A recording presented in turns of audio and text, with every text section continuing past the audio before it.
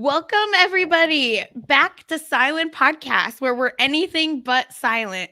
Today, we're going to be covering Never Have I Ever, Season 1, Episode 5 and 6. I am your host, Sasha Joseph, and I'm joined by my co-host, Chappell. How are you? I'm good, Sasha. What's happening? We made it. I can't believe our UN is complete today because we are at 3 people. The 3 besties, I feel like, are back. So let's add in our third bestie, Puya. How are you? We're so glad you're here. I'm absolutely honored to be a guest on this show with you. I watched this show through the big recommendation and push from Chappell to do so. I did it while I was packing, and I watched the whole thing in like 2 days, and no regrets. I'm just sad it's over. I'm sad I've caught up with everything. But then when your podcast came through, I was like, more reason to rewatch now. So this is good. I'm very happy to be here. Thanks for having me. Yeah, I remember like mentioning it to Puy. Puy was like, "Is the show good?" I was like, "Listen, it's so good." And then like the next day, he was like, "I'm almost done." I was like, "What happened?" Yeah. We talked about it before the 90 Day Fiance, I think, podcast. And then I get a message from Puya like late at night. So even later his time, because he's 3 hours ahead of me. Sasha, I'm on episode 7. What's going on?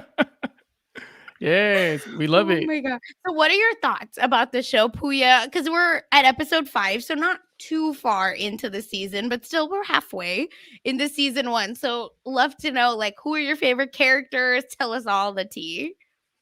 I mean, so for me, obviously the show is exciting because the lead is a brown person. Like we don't really have that a whole lot. So the writing's also really good. The storyline hits. Like I, no joke, watched the first 6-7 episodes in one sitting. So that's how good it was. That's how captivating it was. I have a lot of favorites, and they're like favorites for different reason. Like I like that Devi's friend groups are different. I like that she has this rivalry with Ben. I like the group with Eleanor and Fabiola, of course. And then there's the heartthrob Paxton Yoshida Hall. Like he's there also doing his thing. So it's like I don't think there's anyone I actively disliked or thought, oh, this character is not hitting for me. Even the overly woke teacher. I'm like, okay, good thing you're here. Yeah, I'm glad you're trying. So it was lovely. And then these first 6 episodes were nothing short of amazing. Mm-hmm. We're gonna get into one of my least favorite characters in this episode, though, not to spoil anything. But oh my God, who is that? Or will we know later? Eleanor's mom. Come on, man. Come on. Is she a character? She's just a thorn. Man. In our side. Come on. I can't stand her. She makes me sick, man. But we'll get into that later on. I thought you were about to go in on Russia. I was like, what did Russia do to you? God. I was literally thinking, why do you hate Russia? I mean, I don't listen for all the Russians listening to this podcast. I do not hate Russia, but the guy who is Russia in this episode, he does kind of suck. That's why he doesn't have any friends. He's a snitch. Snitches get stitches, man. Don't play with us. But before we start, get into the episodes, we want to share first. Thank you, everyone, for giving us 5-star reviews. 5 stars only, also, which I appreciate. I wanted to read one review. They don't have a name. It's AL or AI, maybe AL 4498 is their whatever name in here, and it says, I was so happy when I heard you two were covering Never Have I Ever. I'm obsessed with the show, obsessed with you two. Thank you. And I listen at work, and I try not to annoy my coworkers with my laughter. Keep going. And then from mentioning he's a Zanga, right? Or is it Egg Zanga? Yeah, Zanga. It's Zanga. Yeah, I used to have one. And Mandy Santos, I knew you were my people. Keep up the good work. Can't wait to keep listening. Thank you so much. Yes. Puya, did you have any of these? What was your social media like, Puya? Yeah, what was your social media like in high school? What you have going on? I had Facebook, obviously everyone had. I had a MySpace, I had a Friendster, I had an Orkut. For a minute. Yeah, I remember when I got voted in to be like the mod for our school's group. I was like, look at me on top of the food chain. And then Orchid got blocked in the UAE. And I was like, no, my throne. So that was gone, dusted completely. I never got, Zanga was blocked in the UAE too. So I never got there. Yeah. But my top 8 had Chappelle's favorite artist in it. T-Pain was in my top 8 oh for my a hot God. minute. I almost threw up. So. This is an anti-T-Pain podcast. T-Pain tried to fight me in Vegas, man. I don't listen. Like legitimately y'all heard it. fight? Well, okay, I tried to fight him in Vegas. But listen, we don't have to get into that. I definitely started it. That's T-Pain over here. I definitely started it. Oh my God. For our audio listeners, Puya really zoomed in because he has a stand. Yeah, you got to be a Chappelle stan now, Puya. You got to put my picture over there just above T-Pain's. Listen, I am a fan of yours, of course, but also you didn't move me about your story of falling in love with a stripper. So, you think I haven't fallen in love with a stripper? You think I won't think about it? If you do, I will forget. I will put a picture of you right here instead of him. I will replace him on Puya's stream. Everyone, please. Next stream, Chappelle singing not karaoke, original song by Chappelle. Yeah. Probably a poem that I probably wrote to a stripper.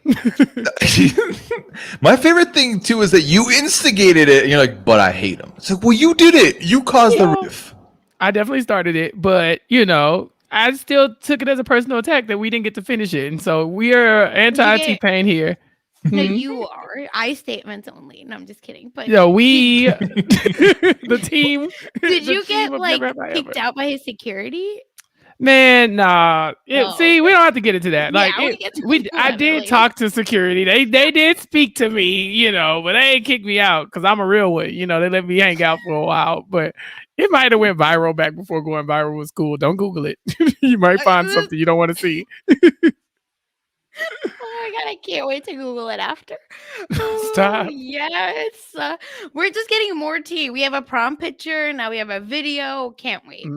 We don't have enough reviews for the prom picture though yet. So, we gotta, you guys gotta review, give us 5-star reviews, leave some comments, and then maybe I will show you the picture of me and my prom dates. Yes, we need 7 more to get Chappelle's 2 prom dates. We'll make it happen tomorrow, easily. No! I'm gonna push. Oh my gosh, we are off the rails. Sasha, please. Oh my God. Anyway, and then one last housekeeping thing that we can really start is make sure if you have any cringe high school stories, did you take 7 girls to prom? I don't know. Share it all with us at silentpodcastsfeedback@gmail.com. It'll be in all the descriptions as well, so don't feel like you need to write it down right now. But send us your tea, please, or send us questions. Are you Team Ben? Tell me everything. But anyway, now that that's out of the way, episode 5. Never have I ever started a nuclear war. What are y'all's thoughts? The title, just in general, you have to stop and be like, what is about to happen? Because, after you watch the series the first time, when you go back and watch it, knowing who Devi is, you're like, wait, did she? So you have to kind of wonder where it is going to go. What you think, Puya? I am, Iranian by background. So, and as a peaceful Iranian, I see nuclear. I'm like, I don't want none of this. I don't want any beef. This is not, I'm not here for this. But then to find that it's Model UN based, I'm like, okay, I could see that, but I've never dabbled in Model UN myself. So the concept's still very foreign to me on how Model UN works and what the objective is. Yeah, I believe I have not. It's the self-proclaimed maybe nerd on this podcast, but I was never in Model UN. But yeah, I think basically the point is that a whole bunch of you have countries, and then you're in charge of that country. But you're not the president. I feel that you're the dictator because you're my country will do this. We're gonna give this resource to that person, and then I think you get a prompt, and then your squad of countries has to solve it. Yeah, and to me, it's the whole objective is world peace, right? So what's stopping everyone from agreeing to all the most ideal resolutions? Apparently teen drama, that's what will cause rifts in the plan. But it always seemed this is obvious, let's just do all the right things and then finish the project. I didn't understand how it could be competitive either. I don't know. It's still very curious to me, but it was a great plot device for this episode. Yeah, that's very much my question as to why anyone would be in Model UN. Like, I'm definitely I'm an ENTJ, so I will drag. Like, I will, I want to be in charge and I will get you to listen to me and listen my way. So, Model UN would have been awful for me. Like, I would be North Korea, but in America.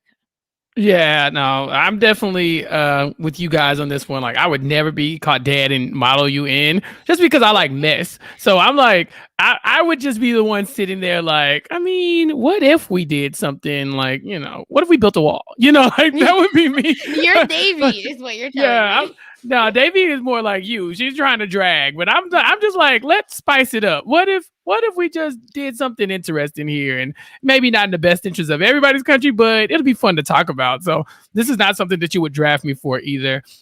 It was fascinating that this is the extracurricular that Ben landed on, considering they had to split them down the middle. But I mean, it looks like he's making the best of it. Well, it's this or Chinese club, so I think you get to decide which one you want. I pick Model UN. But yeah, and then we start this episode with Devi is grounded, y'all. A feeling I feel like I know too well. I don't know about you, but one for being drunk at a no parents party, gasp, and second for being bit by a coyote. How many of y'all, raise your hand, please, if you have gotten in trouble for something that has happened to you that you cannot control, like a coyote biting you? To be fair, she could control the coyote biting her. No, Had she not tried to walk up to it and hug it, she probably wouldn't have got mauled.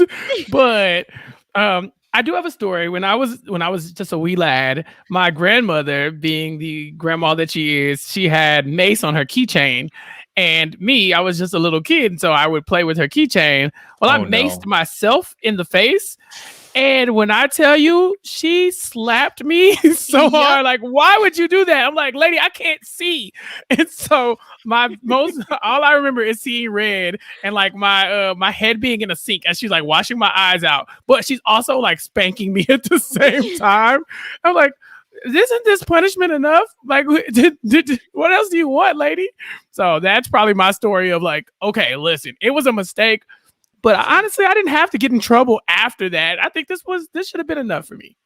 It will never be. That's the point. Like, I was like, do you know my mom? Like, what's going on? Because when I used to get like a cold, especially, my mom would be like, well, I told you, like, you need to dry your hair after you come out the shower. Like, you can't just let it air dry. It's your fault you got a cold. And it's like, what? Like, where's the compassion? But yeah, here we are. So she's now a house servant, and McEnroe gives 0 Fs because he's like, I am a tennis commentator, not golf. So I got to get out of here.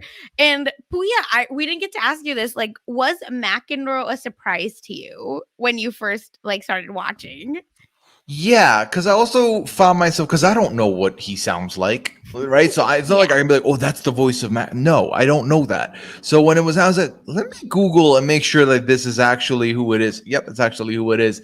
No, I mean, I'm very, it's been fun because I don't know him. So I'm learning his personality through the narration. I'm a big fan of that. Honestly, so we didn't really have groundings in my family. Persians don't really do groundings. Oh, wow. But I had the silent treatment where, because I had to ask to go out every time.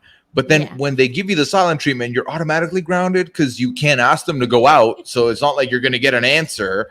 And it's just like they loved tugging at that guilt trip heartstring. So it was just like, me watching my dad be miserable because I got a 78 on economics when I was like, dude, I got the 3rd highest grade in the class. I don't care.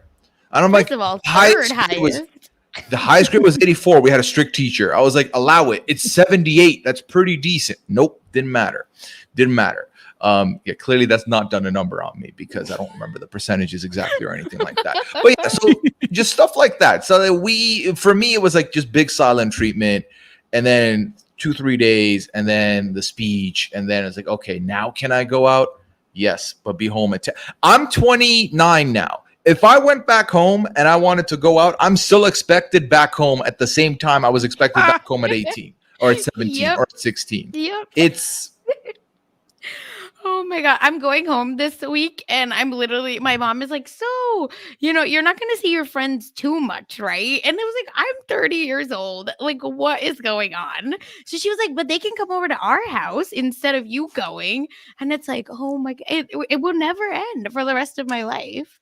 Can I quickly ask a side question of both of Yes. you? What were your family stances on sleepovers?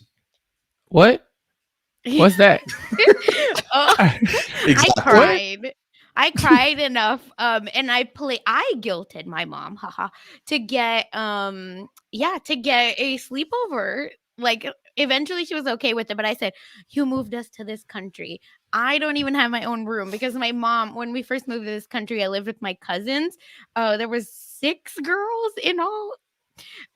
With the dial-up internet, so you could not be on the phone and be on MySpace at the same time with 5 girls, 1 guy, 6 teenagers in the house. Okay, it was a wrap. So we would sleep in like this kind of open area. So I was like, I don't have a room. You don't have this. Like, you need to give me this. Like, I need this. So I definitely, as a freshman, like was like, I need to go to my friend LaDonna's house. I want to go. So, but she happened to have brothers, so it was very hard. My mom stayed for dinner at my friend's house. But my friend and her parents are very kind, so they were like, we understand, it's okay, like we also have a daughter with like whatever. But yeah, I got it though. But it was weeks. I slept over at one friend's house, like in the entire time that I was with me and my mom were in Houston. Like, it was senior year in high school, and I went fishing with him and his family, and it was just like, okay, like we went to Galveston from Houston, so it was a little trip, and then we went fishing until by the time we got back, it was just like, I think his mom called ahead. It was just like, he could just stay here or whatever, and I think I could hear my mom breathing on the other side of the phone, like he needs to be home by 10, but she's like, okay, it's fine. And like, but like the next day she was just like, so what did you do? I was like, nothing. We like went fishing and then we all went to sleep. And she's like, okay, well, that won't be happening again. I was like, what did I do? So like, she's just been very like, she's very much like our house, our home. You sleep here, you stay here. Yeah. And so that's the only official sleepover I had. Now, was I home every night? Maybe not. But the only time I was ever given permission to go to someone's house and stay was that time. There was no way I would ever sneak out. I was so scared. That would never happen for me. Oh no. I picked up stealth. I've learned. I pretty much still walk on tiptoes right now. Like, really? Yeah. So I pretty much excelled at that to try and sneak around, but also, first of all, look at the size of me. Second of all, my parents' bedroom was closer to our front. We lived in a 2-bedroom apartment, but their room was closer to the front door. So there was no leaving. There was one way in, one way out. So it was kind of like, I just have to deal with the cards I'm dealt. And then if my dad had any trips out of country, that was when the fun began. Because my mom was a little bit more lax. I was like, Mom, I'm hanging out like, like a regular person. All my friends are out and about chilling till like midnight. I'm the only guy that's leaving 2 hours into the hangout. I'm hanging out. She was like, okay, that's fine, but no sleepovers. But then I remember this one time we went to our friend's place who his parents weren't even home. They weren't there. But like, we had met their parents. They're very nice people. We were nice kids. Like, I wasn't out here doing anything shady. I just wanted to hang out with my friends at 3 a.m.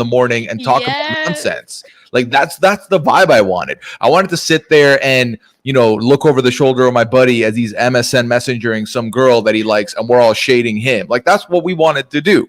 So fond memories were made in the process, but it was very hard to achieve those memories. Oh my God. Exactly. When boys started getting involved, like as in when I could finally date at 16, then I think sleepovers got even more scarce because then it was like, right. They have brothers at home that you find maybe cute. Absolutely not.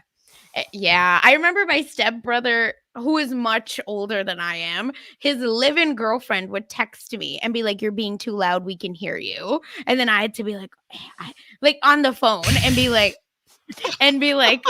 you're because I couldn't be on the phone past 9. And I'm like, I'm tired, I have to go to sleep. I'm on the phone with my friends. And then they had to be like, you're being too loud, we can hear you. So it was a wrap at my house. why are they so strict? But watch me be like this, so I don't know. I had a computer in my room by like grade 9, and we had dial-up internet. So I'd go to sleep, and then I'd tiptoe over to the desk, sit down, be on the computer, and then out of nowhere, all my messages I can't send, and I'm like, they picked up the phone. They know something's up. So then I'd immediately shut the computer down, roll back in bed, and they would fully open the door and like probably stare daggers into the back of my head. I was like, don't budge, just keep going. I loved it. It was one of those things as a kid where you're like, if I play stupid, they'll fall for it. They fully know it's me. Yeah. They're going to ask about it the next time. I'm like, oh, I don't know. I was asleep. I have no idea. And I just thought I was so slick. Now I'm like, they probably just said, allow it. Like, let's just leave him be. Exactly. Yeah. My mom has actually told me that like you were so dumb, but like you have to let the dumb stuff go so that you can hold the trust for the real bad stuff. And I was like, okay, I guess that was good parenting. Yeah, I like that. My mom at least is honest now, and she'll be like, you were an idiot. But I mostly with the big stuff, I don't think I ever got caught, so whatever. And then anyway, so that's kind of like we're over Devi. That's how they're setting us up, and we're gonna get character development from Fab, Eleanor, and Ben, like these 2 episodes basically. So with a little bit of Devi sprinkled in, of course. So we get to Fab where she's assembled the family. She's saying, it's time to come out to humans now. So, and her brother, I think, is zoomed in at this point, and he literally does not care. He was like, I have to go to a frat party in 2 minutes. Priorities. Yes. Yeah. Well, he knows his sister, and he knows probably like this is probably not that big of a deal. He also doesn't care. It's his little sister. Like when you have younger siblings, you're like, just go. But what do you want with me? Right? Leave me alone. Talk to your parents. And so he's probably can't be bothered here. But she does have big news. Unfortunately, she just can't come out and say the words, and so she's just kind of sitting in front of her parents. She's thinking about coming out of the closet. And revealing her true identity and just being her true self. But she just is too nervous, and she tells them like, hey, I think I'm going to switch from AP French to AP Latin. Oh my God. That's it. that's the news. Yeah. I wonder in our day and age, like with our generation, because we've watched enough of these shows that allude to conversations like this. If your kids pulled you into a room to talk about something and then they hit you with that line, I don't think you're going to know exactly what they want to talk about, but you're going to know that wasn't the real topic, right? You're going to know that they skirted it and they've just like backed out of what they were going to say. Yeah. Did y'all get the vibe that her parents knew that they could feel it because they were oddly accepting of this? Well, their answers, yeah, were very like, again, switch it instead of AP Latin to I'm gay. Like, right? Dad says, honey, thank you so much for telling us. That's all. Like, we are fine with it. And then mom is like, well, I had this life planned for you. And we had all this stuff to do. And it's like, for Latin, you can still go visit any country. Like, dude. Oh my God. I think as a parent, I would push a little more to be like, is that really it? Yeah. Like, you gotta know when you're being baited into having a conversation, right? Like it's like when you ask somebody like, "How are you doing?" and they're like, "I'm fine." It's like, "Are you really fine?" It's like, "Yeah." You don't just be like, "Okay, bye." Like at that point, you're supposed to say like, "Okay, well, let's talk about it," or do you want to have the conversation? Would you like to talk later? I'm a good listener, but you can't just let the like fake answer just be enough. And if you're not paying attention, I guess it's easy to let it go by. Yeah. But if you're paying attention, then this is your moment to step in as a parent. And I think they handled it in a good way. Yeah, I think they. Oh yeah, go ahead. Once the topic goes sideways, that's where you just inject the unconditional support comment of like, no matter what, we're here for you. So that in case the next time happens, they feel more comfortable talking to you about stuff. Yeah, exactly. And I think it's really funny because I almost wish the parents were like, and anything else too, not just about Latin, that, if you change anything, wink, wink, we want you to know that we will, support you. But it's okay. At least Fab was 1 word away from saying it. So we are still proud of you, Fab. And then we get to school. where we're in Mr. Shapiro's class. But first, Davy's still grounded. She apparently has to clean out black widows. So these punishments are just getting wilder and wilder to me. Like Nalini is like mean, I feel. But I think I would do that too.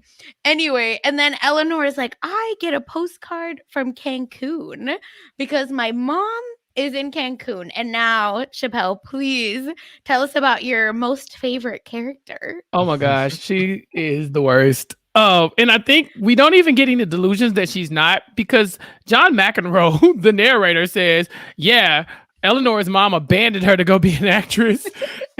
I was like, whoa, it was the word abandoned that really sticks out, because it's not like left her with her dad to go pursue her dream. It was literally abandoned. Like, she was there and then she decided, no, I'm kicking rocks. I'm out of here.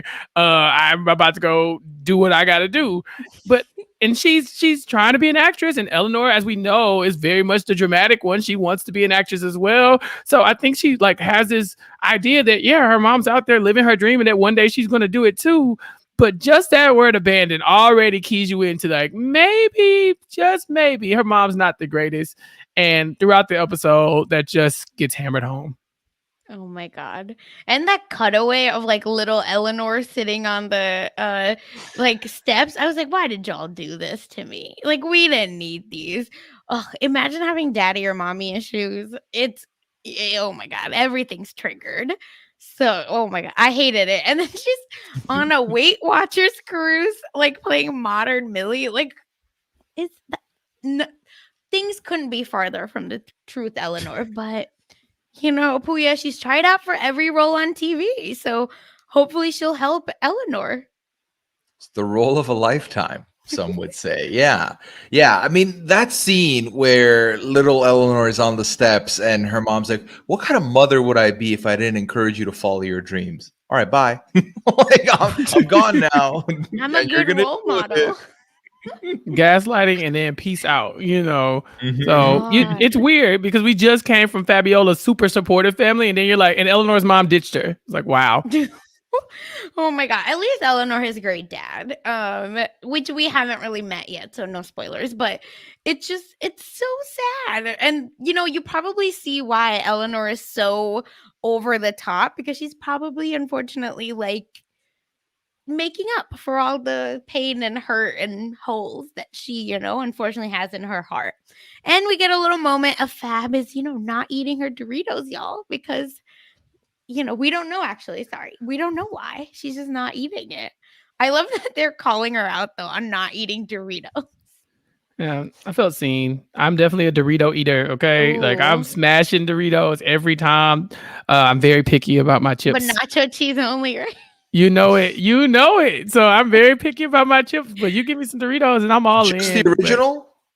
I mean, they gotta be like, or nacho cheese adjacent. Like the moment you start getting like those fancy flavors in, Cool Ranch. I'm looking at you, sour cream. How's Cool Ranch fancy? It's disgusting. It just is. So I just give me the red bag, dark red bag, black and red bag.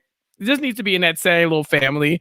I thought that was the original Dorito, and then I saw that they actually have plain Doritos that is just like plain flavored. I don't know. I'll never taste it, but the red bag and like adjacent. That's where I'm going to be. The red one's not the main one. They have I think that's the favorite, but they have a plain like corn chip flavored one. Yeah. No, isn't that Fritos? No, they got one that's like that for Doritos too. It's like literally beige. Who's eating this? Oh yeah, it's yellow. It's tortilla chips. See, it's just like a I've like a chip. Never seen that bag. I have never seen. Yeah, that I was like, like I just made it up. If any of you have seen the yellow, I see an Israeli brand because there's Hebrew on the yellow. I know there's an orange bag in Canada that's just like a cheesier one. Yeah, but I've never seen this one. Okay. Yeah. Well, so if you got interviewed by 5 people in your in your school days, what snack would they be like? That was Sasha's snack, or that was Chappelle's snack? Mine would be Oreos. I used to get, my mom would pack me it was like a little sleeve with like 4 of them, 5 of them, and I had one of those every day, and it was great. Oh, mine were like Hot Cheetos. Hot Cheetos. Oh yeah, I forgot you were a ratchet. Yeah. Not that hot were. fries, hot Cheetos, pickle. Like, Oh my god! Yuck! it's No, like just Sasha was hot from my Cheetos. neighborhood. No, I used to do those little grandma's cookies, the little ones, the little like The mini animal cookies. No, Oh, like they're the like the blue little, pack. the little animal sandwich. Like I mean, the Yes. sandwiches, the little, with Yes, the cream in the yes. middle, kind I of like know Oreo. exactly what you're talking Yeah, they were cheap. They were dirt cheap, and I was poor, so I mean, I was going through them. But then somewhere in high school, I graduated to like I don't need snacks. I'm just gonna be the guy eating full meals at all times. Like I would just go buy like one of those personal pizzas or something like that. Like, why are you eating like this? I've been at garbage disposal ever since. Puya knows this. He knows my eating habits. I was gonna say, and you've never recovered from that. You're still out here eating ribs at 2 a.m. Like I know you do. Too? Oh my god! Yeah, How are you I have so no remorse. skinny? Working out. Like I legit the at the work. gym all the time. These grandma cookies look good. Yeah, Yeah, they're like really those things. good. Would recommend. I'm a snack queen. Like I'll eat any chips like in this world. So just give them my way and they'll consume. I'd eat that over full meals, which is bad. But here we are. Did you do sports? Is that why you had such a crazy appetite? Yeah, sports, band, all the things, and I've Oh, just been band. energetic in all the things. Like, so I've always been like, I just need nourishment all the time. And so basically, the more money I got, the more outlandish my snacking became. And so now it's legit. Like, Puya will text me like, "Hey, what are you eating?" Because he knows I'm eating something like some side of beef at like 2:00 in the morning. Yeah, if I hear Chappelle on anything, whether he's in the background of a Zoom call or in the middle of a stream somewhere, and it's past 10 p.m., like, what do you have on the side right now? And it's never been like, a little bit of chips, some guac or something, or a little hummus. It's like, yeah, it's a rack of ribs. It's like, how is there a rack of ribs just available to you right now? How do you just have access? Yeah, I'm so jealous. Because Texas, yeah. But Literally. not to go in on me too much. Oh, these are compliments, if anything. No one's Yes, dragging it's you here. great that Yeah. you can do that. I wish I could. Well, I did in high school because I ran track, so I would literally eat everything after. And then so Fab isn't eating her Doritos, and then we get a Devi Paxton moment where even though home is she's persona non grata, she's grata as hell at school, y'all, because Paxton is like, "Come on over, let's hang out." It's more like, let's hang out, Coyote Girl. Don't forget, she's got clout because she got mauled. Oh my gosh, exactly what I was about to say. Yes. So she's like the new hot topic, the girl who got like first she was the girl with no her legs didn't work, right? And then people forgot that she existed again, and now she's Coyote Girl. And so Paxton acknowledges her, says, "Come sit down with her and her friends," and she's thinking like, maybe we can salvage this hookup thing that I haven't been able to make happen yet. Like it's still in the back of her head. Devi is a girl with a plan. Oh, yeah. Which is, again, I feel really just sad for her because it shouldn't happen. It just shouldn't. But it's okay. And then we get to Mr. Shapiro's class. But Mr. Shapiro... Chappelle hates Mr. Shapiro. You and I think love Mr. Shapiro. I really don't. I think he's quite irritating. But the fact that you hate him so much makes me want to bring him up more. It's sick. He tries too much. He's that commercial that happened a couple years ago during Big Brother with they call it the remainder. That's the number that remains. The rapping guy. That's him. That's Mr. Shapiro personified on this show. It's cool to try and fit in, but also he's the guy who's gonna, film him having a special handshake with everyone and then put it on TikTok. Like he's that teacher. He's teacher to me. Very performative. Even in this moment, like he could just say, like, we're a person down. We need an extra person for our Model UN. But he says we're a man down and a woman down, or are they them down? And he just really thinks that I did that. Look at that. It's like, sir, you could have just skipped all that and said we need another person. You don't have to go. You don't have to be so extra, Mr. Shapiro. But that's him. Like he's literally so bad. at being woke that he almost ends up becoming okay because he's so bad at it. And like, listen, I've worked with teens where I was on a call like this and it's so obvious they're texting each other about me. And like, I literally had a moment where I wanted to be like, no, but I'm cool. Like, forget you guys. Like, fuck you. But I'm like, you know what? No, don't. Cussing the kids out. Like, I don't give a fuck about any of you and what I you know, have to right? say To about be like, me. I have to be nice to you. I get paid for this. Like, but I was like, no, don't do that. Like, they're formidable. And then when I left the job, they sent a really nice message to me. So I was like, oops, okay, they were just being annoying teenagers. Got it. Yeah. But yeah, Mr. Shapiro. Anyway, we have Eric is sick, y'all. So Eric's always sick. Something's always wrong with this kid, by the way, because he's the same one with the clarinet or tube, whatever, that musical instrument that smelled bad, and the milk boy. And then so yes, that's him. And then anyway, someone needs to be Equatorial Guinea, y'all. And it's gonna be at UC Davis. But Ben is like, what's the point of going to UC Davis if I can't win? No one tell my husband that because that's his alma mater. So yeah, my husband was like, "It's Yolo County. It's so cool." And I was like, "Look what you just said. Like, please stop." How do you sound? Yolo County. Yeah, that's where Davis is in Yolo County, and they like that's their. I believe that it sounds like that's what they think is the coolest thing. And I was like, I love Drake, but like it's over. It sounds like not a shirt. thing. A shirt Mr. Shapiro will be wearing, like Yolo County. He probably bought it in Davis. Yeah. And then Devi is like, wait.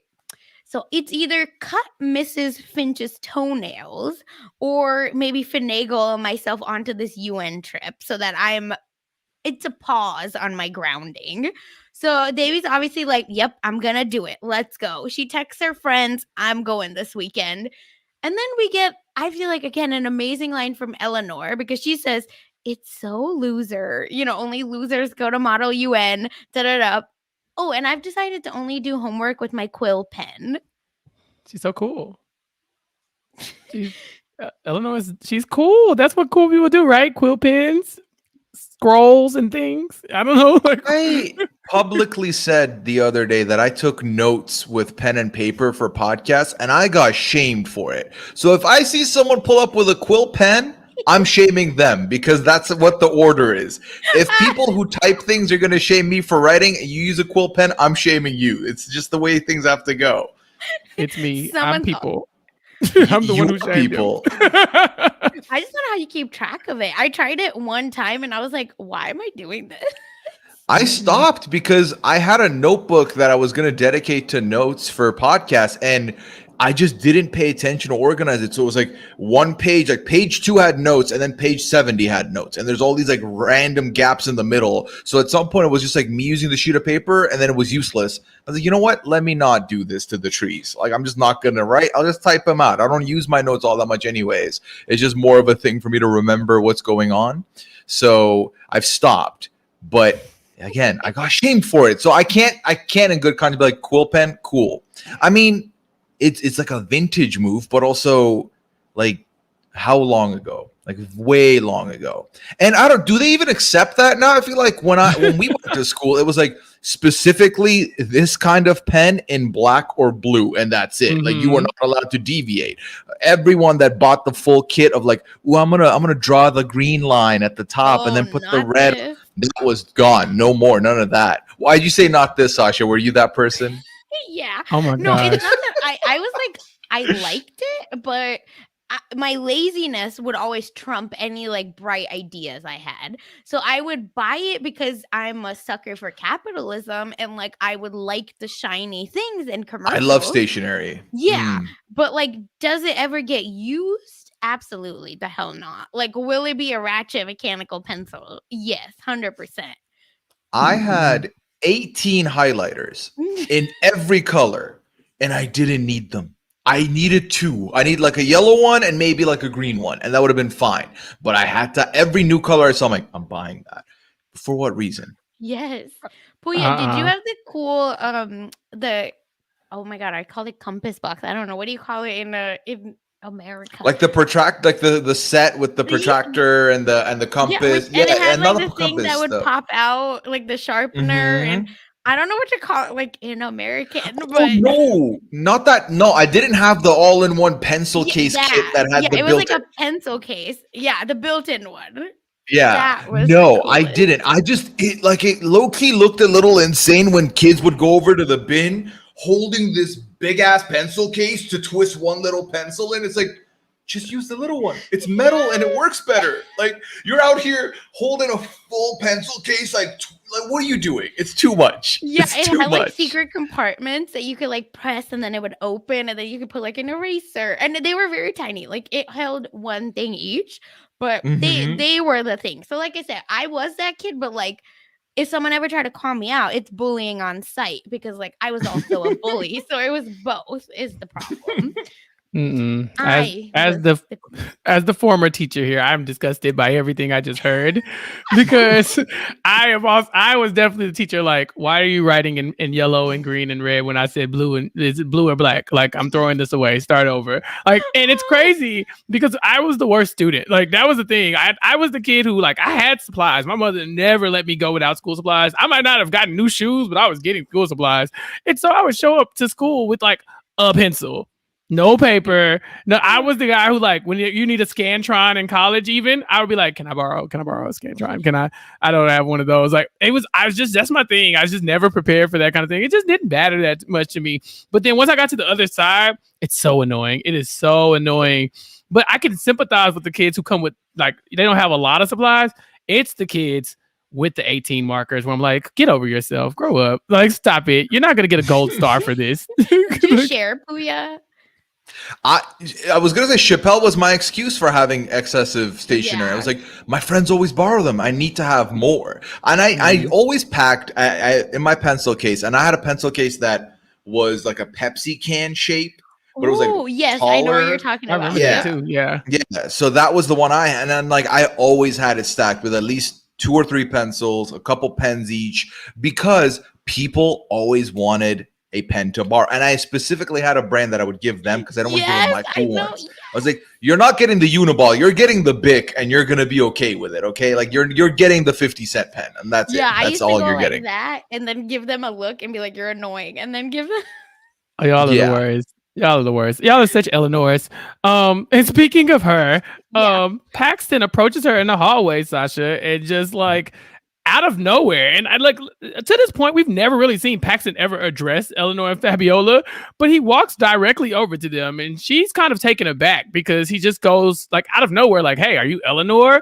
I think your mom was our server at Casa Mexico last night. And Eleanor's like, wait a minute.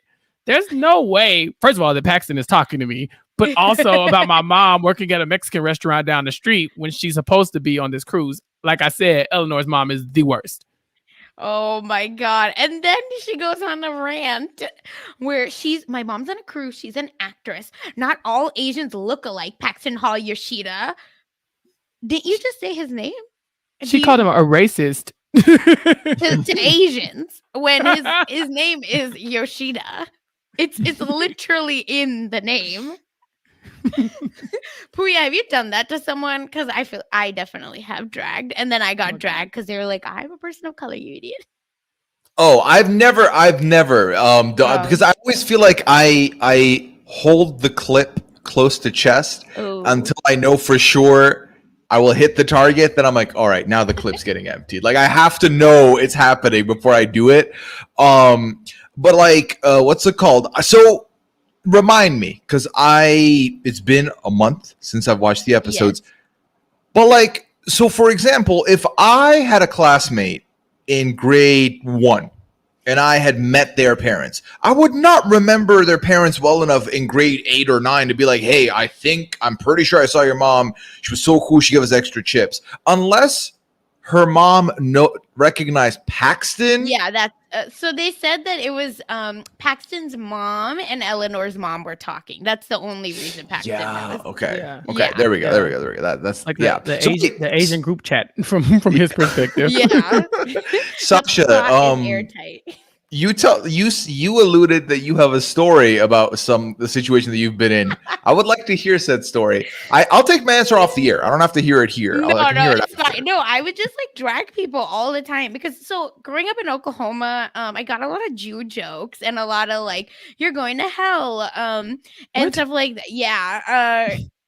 There's even a church in Oklahoma or in Tulsa at least that like does a haunted house, and at the end is a conversion, and they say like all of this will happen to you if like you don't accept Jesus as your Lord and Savior.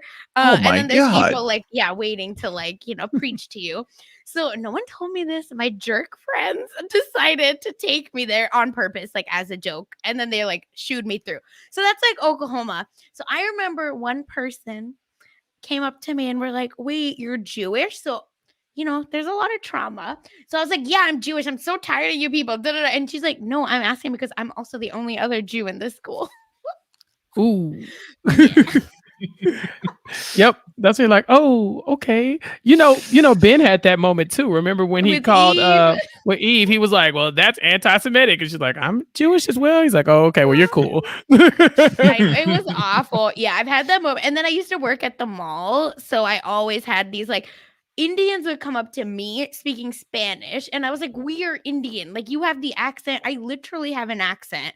Like, I'm not Latin or Hispanic in any way. Like, dude. So, and they would speak Spanish and then I would answer in Hindi and they'd be like, oh. So I have also thankfully been the Paxton in a lot of these situations. Oh, I've been the Paxton a lot. The number of times I've gotten in taxis in Dubai and the driver will like take a look at me in the rear view, be like, me and him are the same. And he'll start speaking to me in Urdu. And I'm like, I don't speak Urdu. He's like, where are you from? I'm like, I'm Iranian. You sure? Yes. Not I'm sure. pretty. Yeah. And he's mad at me for like not responding. I'm like, guy, what, you think I'm lying to you to get out of talking to you? I mean, I would have either way, but damn. So then the whole ride's like, I have gotten, because people can't figure me out right out the gate. People have thought that I might be Pakistani, might be Indian. So I've gotten, are you Arab? Are you Arab? I don't get Iranian on the first shot. No way. Yeah. Yeah. And I'm like, it's fun for me because I've just gotten used to it. It used to bother me. Like, why don't you know where I'm from? Now I'm like, oh, it's fun. I wonder where they think I'm from this time. Let's find out. Like, it's a mystery for me too. Has anybody ever just walked up to you and started speaking Farsi? Never. Wow. Never? That would be. You would have to be Never, besties with them. I would have to be like, oh my God, I've been accepted. Yeah. Okay, yes, cool. It's not that it happened. We love that. Yeah, That's one day, so funny. Puya. But it's Sasha, good. No, it's good for this one reason, real quick, is that I worked at a bagel shop for a long time. They don't know that I can speak Farsi. They can't place that. I've had people come in and talk shit in Farsi, and a couple times I've responded back being like, don't think I don't know what you're saying. It's like, oh my God, I'm so sorry. I'm like, it's fine. It was fun to watch you squirm a little bit. Have a good day. That's my dream scenario. Like, I want someone to do that. And then so I could just be like, drag in 2 other languages. But like, it's fine. I can't. It's sad. It's a nice moment. It's a nice moment. As a Texan, me and Spanish are very familiar. I hear it and I know what you're saying. I can't speak it back, but I can tell you that you disrespected me, and so you gonna hear about it, or you gonna at least get my attitude, So I've definitely been there. It's not always fun to be on the other side, but sometimes you catch them slipping. But let's move on to the UN, right? So Sasha, I believe Ben says they're going to crush this diplomacy so hard that they will call him Mr. Worldwide, like Pitbull. Oh, and we had Puya for this reason only. Mr. Worldwide, I'm here to tell you, darling. Why is Pitbull still like relevant? Are we not over Pitbull? Listen, Ben's dad's a lawyer. He's probably Pitbull's lawyer, so he's contractually obligated to talk about Pitbull. That's probably what happened. But yeah, that's like we get this awkward motivational speech, and then all of a sudden, Devi's on the bus, which is a clear violation of their 6th grade pact. y'all. And then we get a quick shot. I did not write down all the clubs they were a part of, but they do have a lot of clubs. And then Davy says, relax, it's 2 days. Like, I decided to show up, and if I like it, maybe we'll switch to Chinese club. Do y'all have packs like this with anyone? Because my God, what nerds. No. Oh, this is the nerdiest thing ever. Like, don't step on my extracurriculars. And for them, honestly, it's probably the best decision because they can't coexist in a lot of classrooms. All they do is fight. Mr. Shapiro legit will pull them to the side and be like, listen, we're not doing this year. So, yeah. But this makes me look at Davy again. Like, Davy, what are you doing? You're invading Ben's space. And I get it. You're tired of being grounded, but you're asking for smoke. Like, y'all had a pack for like 5 years at this point. Like by now you should know the game, okay? And so she's definitely in his neck of the woods, and he even tells her like, you don't see me showing up at orchestra with a bassoon. So it makes points. Oh my God. And then she says, do you want Chinese club? And then in Mandarin, fluent Mandarin, he goes, over my dead body. They are so petty together. Like, I don't understand these two. Yeah, I mean, I'm looking at the pulled up the list here. So on Devi's side, she's got newspaper, Chinese club, orchestra, Mu Alpha Theta, student television station, Amnesty International, Rainbow Alliance, Young Democrats, Animal Rights, Spanish NHS, UNICEF, and Mock Trial. And then on his side, he's got Model UN, Acapella, Latin Club, Student Government. He's got Young Republican, so they kind of like split that down the middle relatively easy by the looks of it. Chess Club, quiz. This is too much. Like, these are too many activities. Pick 3. Pick 5. They don't do sports. That's why. They don't do sports, so they got a lot of extra energy. Yeah, they got a lot of extra energy. But here's Davy in Ben's neck of the woods, like it just invading his territory, and she even plans on taking his glory. She's not just showing up to be a background character. She's like, listen, I want that little shiny gavel thing y'all have. The hammer. Give me the hammer. Give me the hammer so that I can win. And she's just Equatorial Guinea. Like, in the scope of the UN, like, they're not pulling a lot of weight there. Their human rights record is one of the lowest in the world. Like, she doesn't have a leg to stand on here. Oh, she is too, because we quickly get to the climate change resolution. And, Ben is like, listen, just everyone, the point is I've assembled the Avengers to make me Captain America look good. That's the point of this. But of course not with Iron Man sitting right there. So, climate change is up. What are we going to do, United States? US says we are going to build seawalls, everyone, whatever that means. And then here we go. Davy stands up, or Equatorial Guinea, sorry, not New Guinea, stands up and says, it's poorly built, half-baked ideas, all to benefit the seawall corporations. Like, big seawall. Big seawall. She's so evil. She's so mean. And like, I feel like that's how it goes with Davy here, is that the whole reason she took on this trip was to get away from doing other stuff. If this was me, right? If I'm in the exact same spot and I did it for the same reasons, I'm phoning the hell out of this Model UN. Yes. I'm just going to sit back. I'm not going to lift my thing to talk. If they point something at me, I'll give them what they want, and I'm just going to make a trip out of it. Davy can't help herself. Davy always swims for the gold. And that's a trait I wish I had sometimes. I'm always like, I'll take, if I'm close to the podium, that's good enough. 4th, good. I could have been podium, but I didn't try enough. That's a win for me. So we want Davy to sit down in this moment and just kind of just go with the flow. Like, you're lucky to even be on this trip, but unfortunately she gets like reinforced by Russia, who stands up and like, I want to be friends with her. I mean, allies with her. So I support her her movement, and it's just like, now Russia and Equatorial Guinea have aligned against the United States in a way.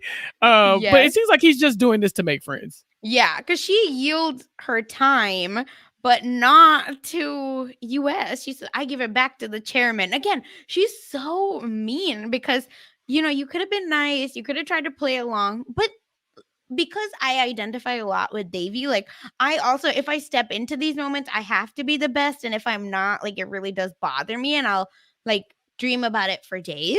So I understand what she means. And then thankfully Russia gave her all the time and she is like, we're not going to be friends. Here we go. Ben hates them all. And that's kind of where we end with them.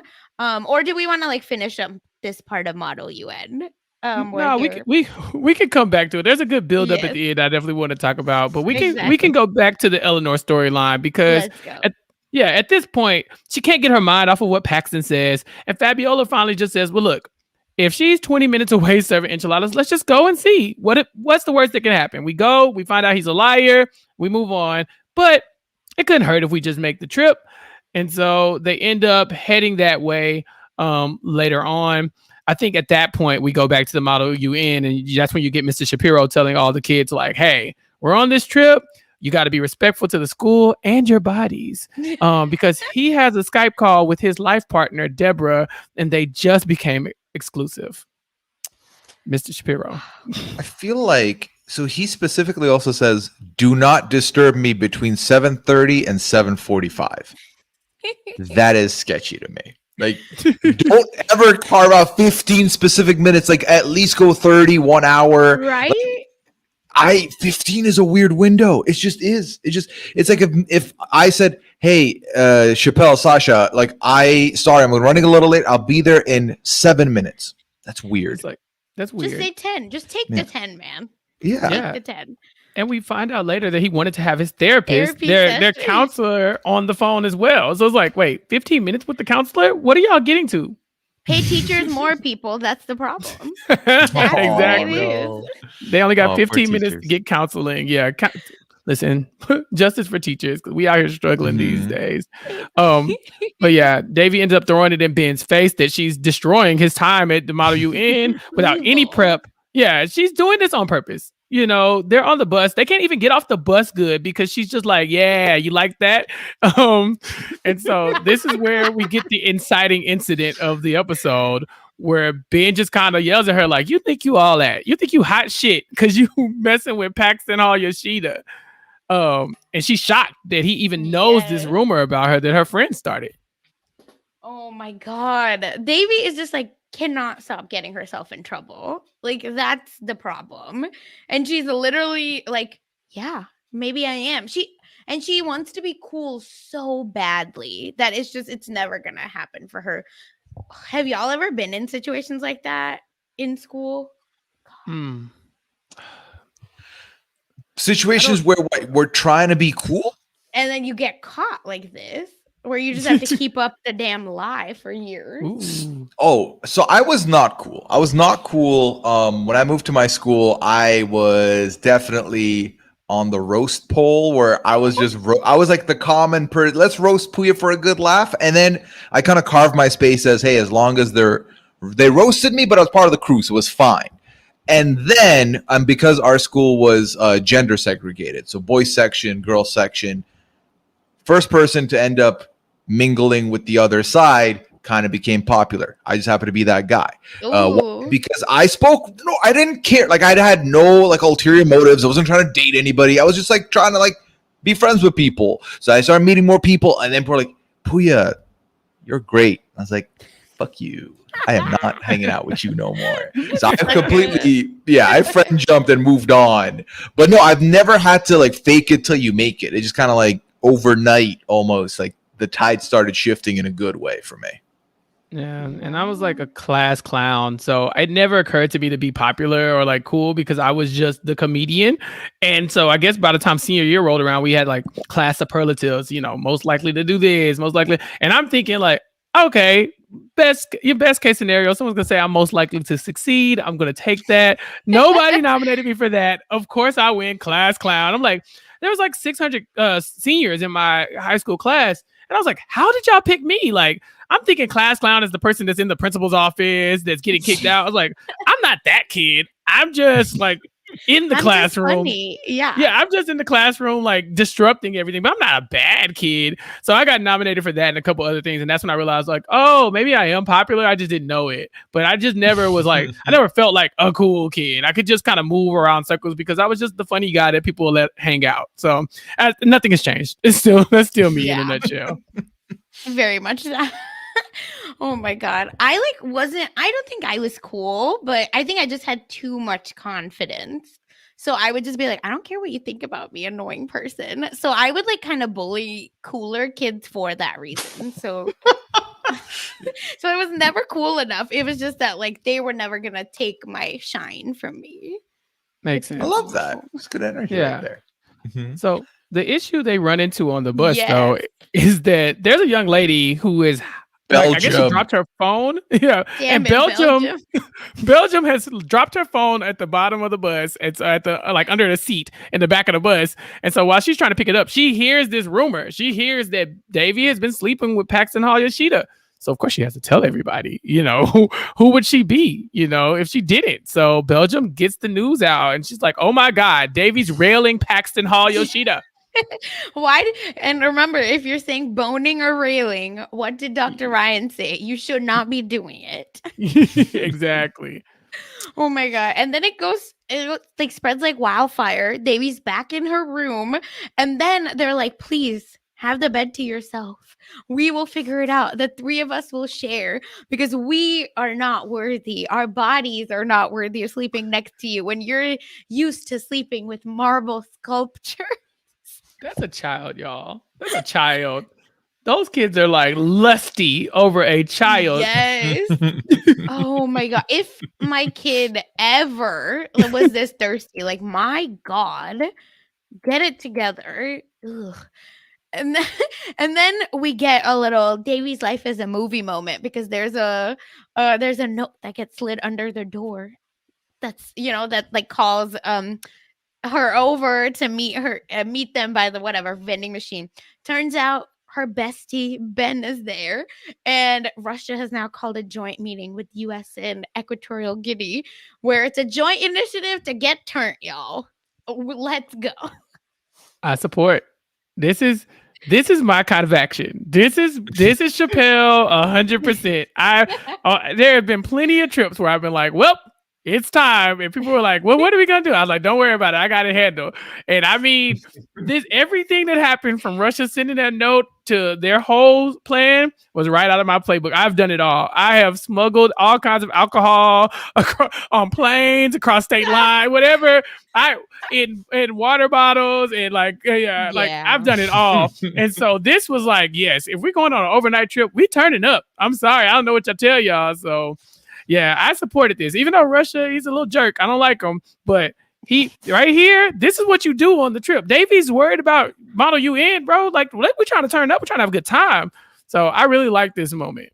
Yeah. And then it's so funny because Russia's like, but you're cool. You've slept with Paxton. So that means that you do this stuff all the time. So we're going to figure it out. And Davies like, I don't want to get grounded again because I just got grounded for getting drunk. Which again makes her so much cooler than she actually is. Because I feel like I was just like, Devi, please, bro. Like you in your dreams, you wish this was your everyday life. But it's okay. And I also want to say, how does everyone know about Paxton? Like that part was also really funny because Russia, I don't even know his name. I just know him as Brick from Russia. The Middle. If anyone watched The Middle, like he's on that damn show. But anyway, so Russia's like, everyone with a brain knows who Paxton is. He has 3 tumblers dedicated to him. All right. One in Korean. Yeah. One in Korean. He's Japanese. That's how you know when you're international like that. Paxton is Mr. Worldwide. The reach is intersectional, baby. Are you kidding me? And then the plan is they're gonna get some vino from the Realtors Convention, and Davies like, you know what? I like this. Keep telling me that I'm cool. I'm in. And Ben obviously cannot be upstaged ever, so he's like, yep, I'm gonna join in, people.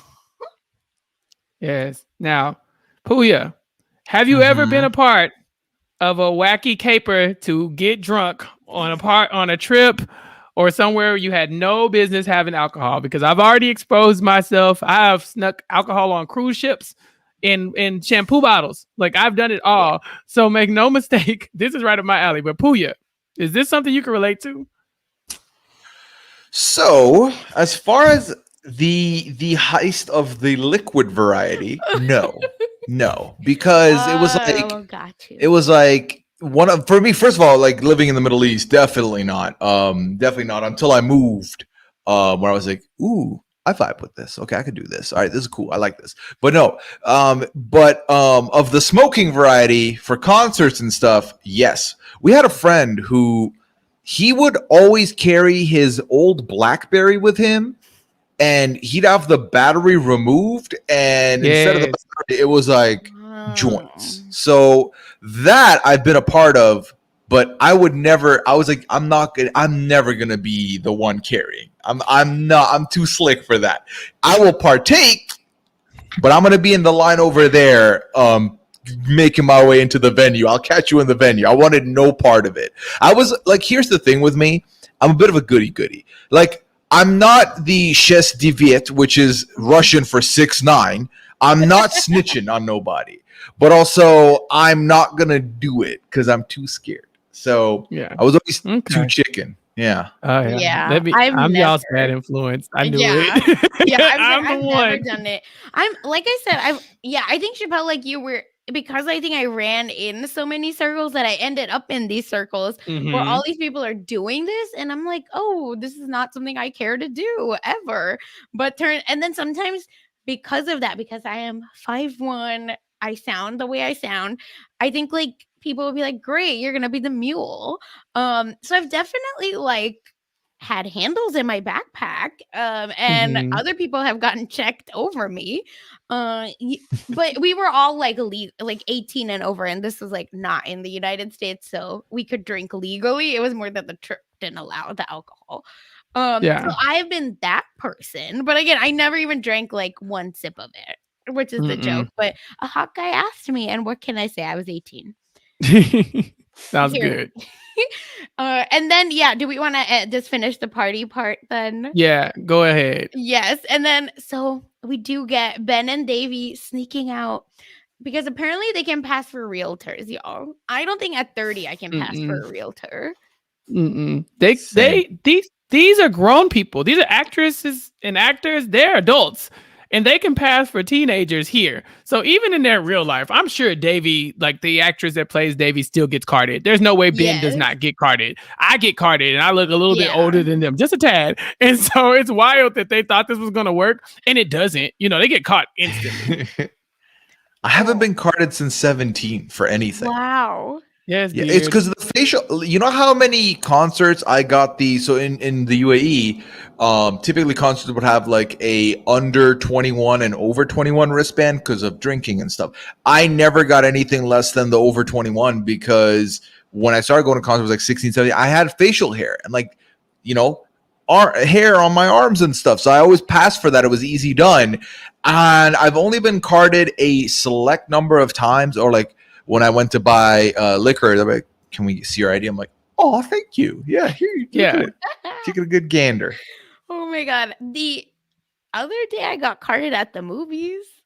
Like the Yeah. At the 17 and movies? over movies. No, And I was like, that happens to listen, me. sir, like I'm not that young looking anymore. Like, please stop. Like, this is ridiculous. But What yeah, were you I have trying to been, watch? it was like a horror movie. Like it was not anything. But they were like, can we see your ID? And the census lady also, this is my house. Like I own this house. And walked in and said, can I talk to your mom? And then Aw. and I was like, no, I don't, like, this is my house. And so I gave the census. And then next day, my husband walks down. And then she said, oh, yeah, I was already here. I talked to your little sister. And, and he was Oh, like, no, that's my wife. Wow. It's a bizarre. And then we couldn't stop laughing. And so now I like make that joke all the time. My poor husband. But here we are. So it happens to me still, but I don't know why, because I don't believe I look young anymore. Anyway, and then they somehow, they get caught, but they try to give $1 to be cool. And Ben was like, here's $1. First of all, isn't Ben loaded? Shouldn't he be given like 50s? Yeah. Ben's got money. That's all we ever hear about. Is that like Exactly. His his dad has dad's a got Porsche money? van. Yeah, but And I've had friends like Ben who were like the rich kid in the school, but who wasn't like peak popular. But then he'd be the guy fronting the meals and stuff to like get us. So when he he's like, "Be cool, man." I thought, "Oh wow," he full on gave 100. To find out it was a 1, and he said, "There's a second one." Sir, you're wearing a 3-piece suit right now. How are you gonna dish $1 here? How? How? I pray for friends like Ben. I do. I want friends who will just pay for me and all my shenanigans. But then when you get Ben and he gives them $1, I'm like, if I'm Davey, I'm like, what is this? I thought, like, which one is it? Is it Uchiwali or is it One Mike? Because you playing, like you got to give them $1. You got to give them. You got to break some bread here. That's how they stay.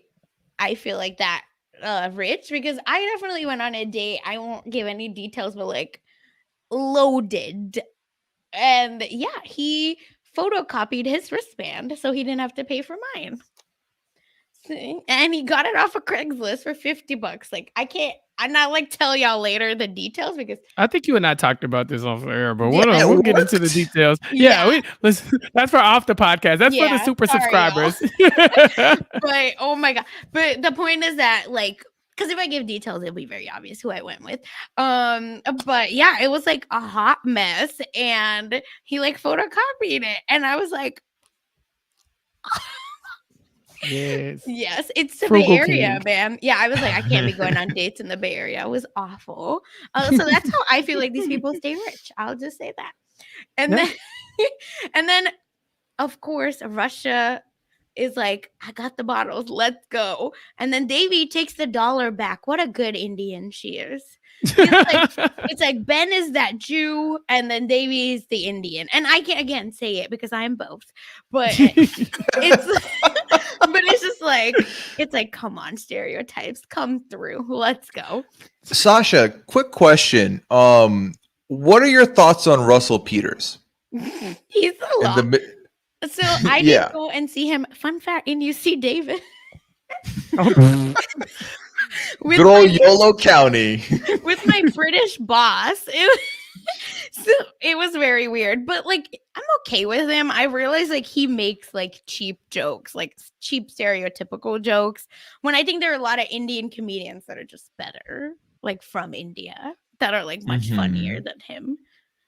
But yeah. Well, he was like the first one to this. He was my first introduction to stand-up comedy, and I remember being like, he's so funny. And then obviously you get older, you listen back, we were all making these jokes. He just did them on camera. Exactly.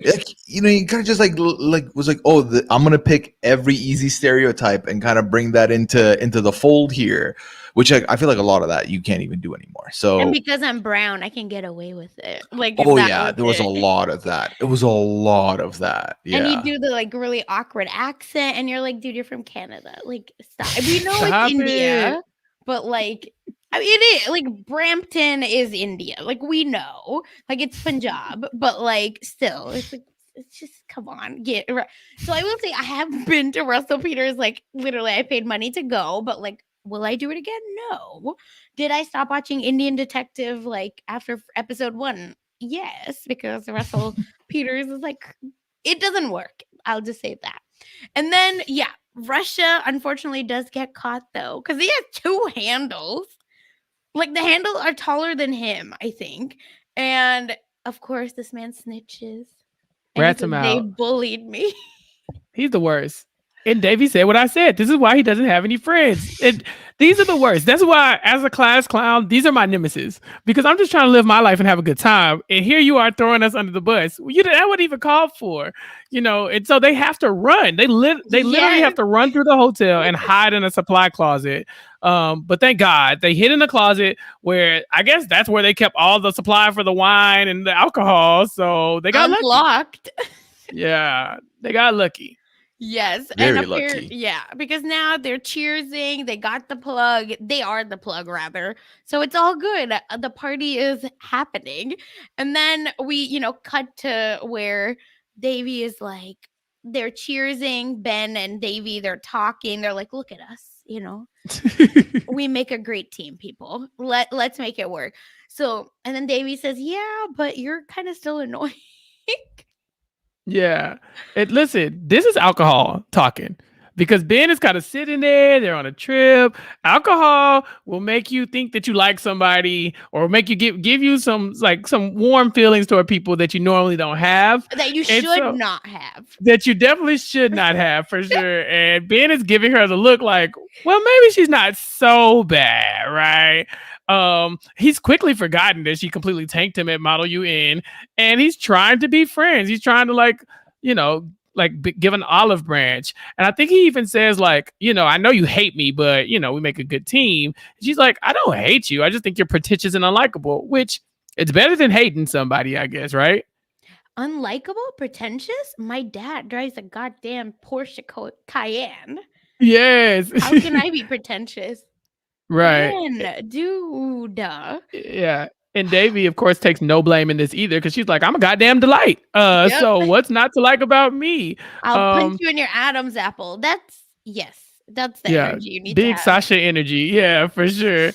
But yeah, this is definitely where they make their alliance, and you see that okay, these two A-type personalities who have to be the best, they can actually come together over alcohol. So not to say that's the moral of the story, but just saying. Yes, they're gonna be like North and South Korea, y'all, where they're gonna be together and they're gonna come together because missiles and BTS. What is better, right? And so they're about to start working together, allegedly, and then our favorite Mr. Shapiro busts them.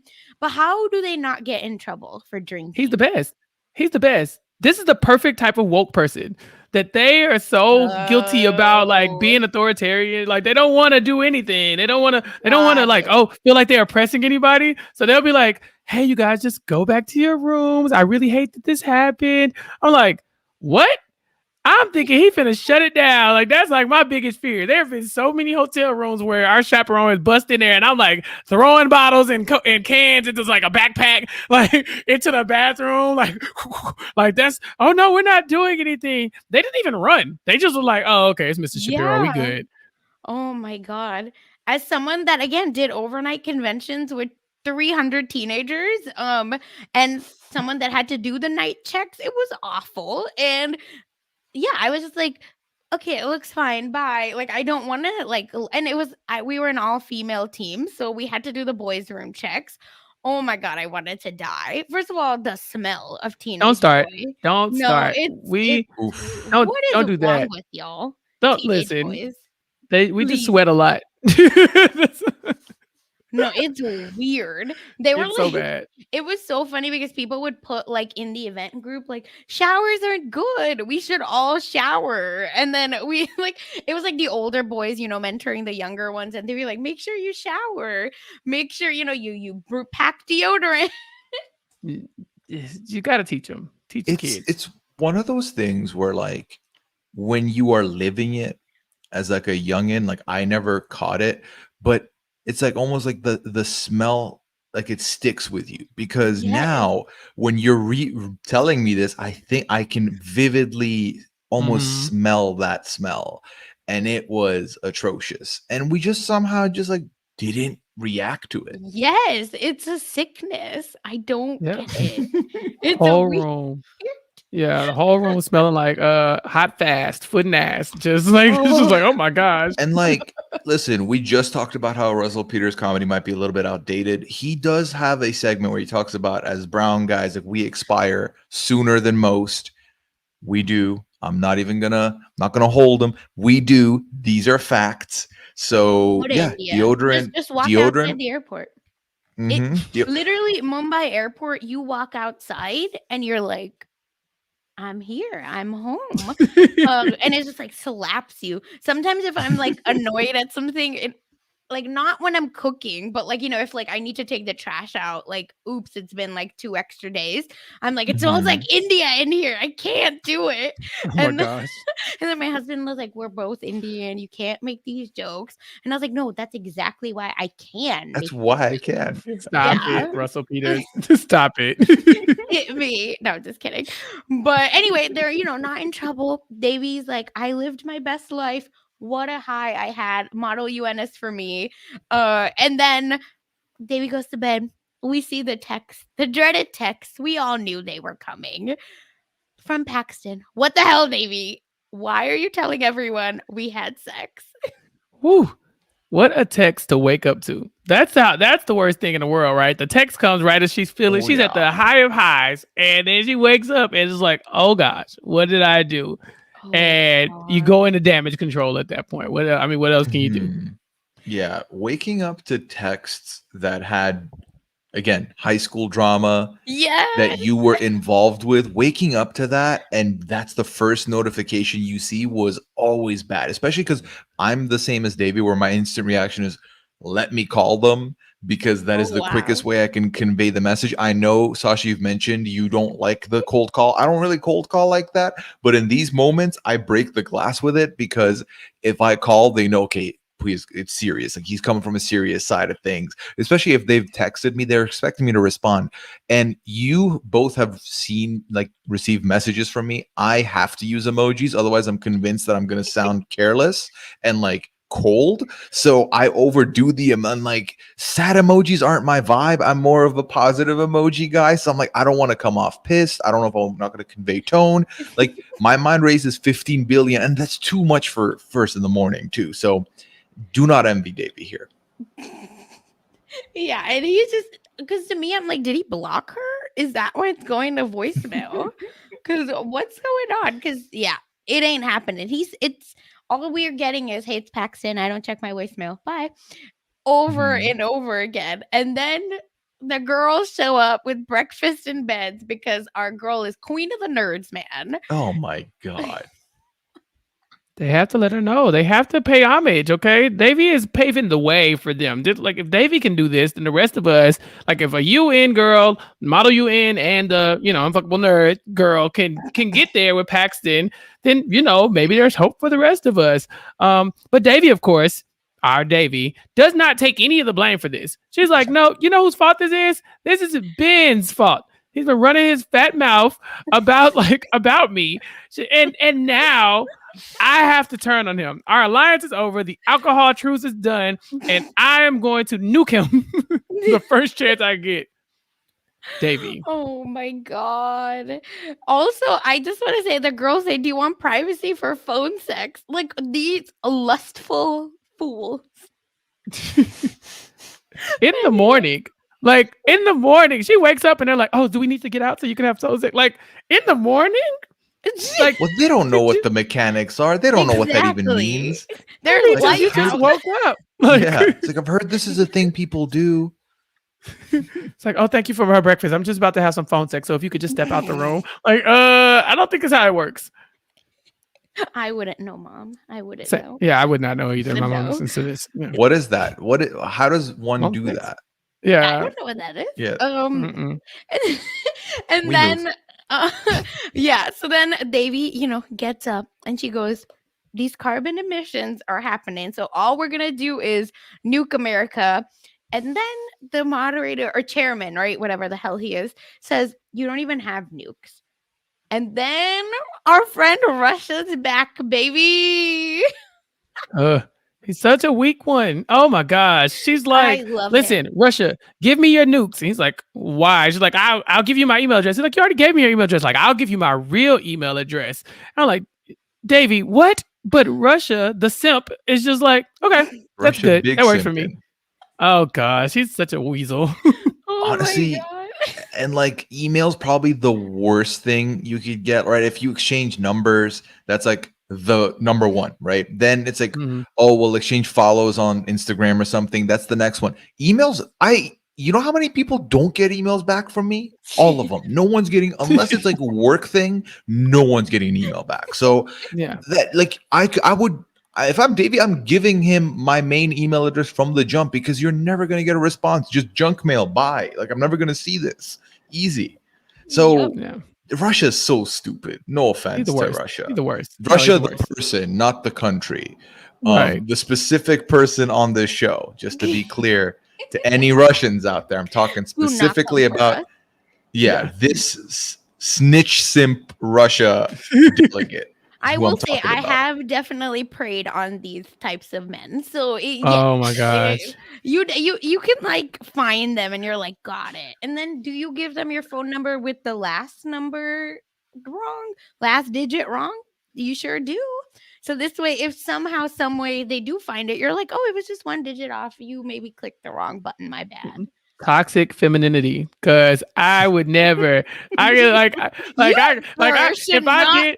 did something like that, like, oh yeah, look at this woman over here who like she's kind of nerdy, and I need her to do something. I start putting the Paxton eyes on her. People are like, oh, he's such a creep, or look at him taking advantage of this woman. But Sasha's like, listen, I got this. I found my Russia. Oh, and let me get on the. I've simped before. Like I'm not like out here dogging Russia. Yes. Yeah, I've done that. I've been in that spot before. Not, I wouldn't say many a time, couple times. Yeah. Yeah, they're not gonna get us all the time, but like we've all stumbled. Like unfortunately. Oh, yeah. Caught us slipping once or twice. One got me, and I'll never go back. Look, I'll just say that. Oh, we know. So, anyway, yes. They basically decide to nuke the United States with the support of most of the UN, because I guess people just generally don't like Ben that much. It's Belgium. Yeah, it's Belgium who started the whole rumor, who is actually the person who is doing the most damage here, but she gets away with it. But ultimately, David just realized that Ben can't be trusted with sensitive information, and he's ruining her life. Of course. And then all of a sudden, we don't get anything else. Who won? Because that's what I needed to know. Yeah, I'm sure it wasn't Ben because he got nuked, but I'm sure they all lost. I'm sure, like, yeah, maybe that's the point. I feel like did he allude in the next episode that she? No, maybe that was just because we would have seen the gavel. Yeah, we didn't see the gavel again. I'm upset about that. Yeah, me too. Mindy, I need to know who won. God. Yeah. Anyway, it's fine.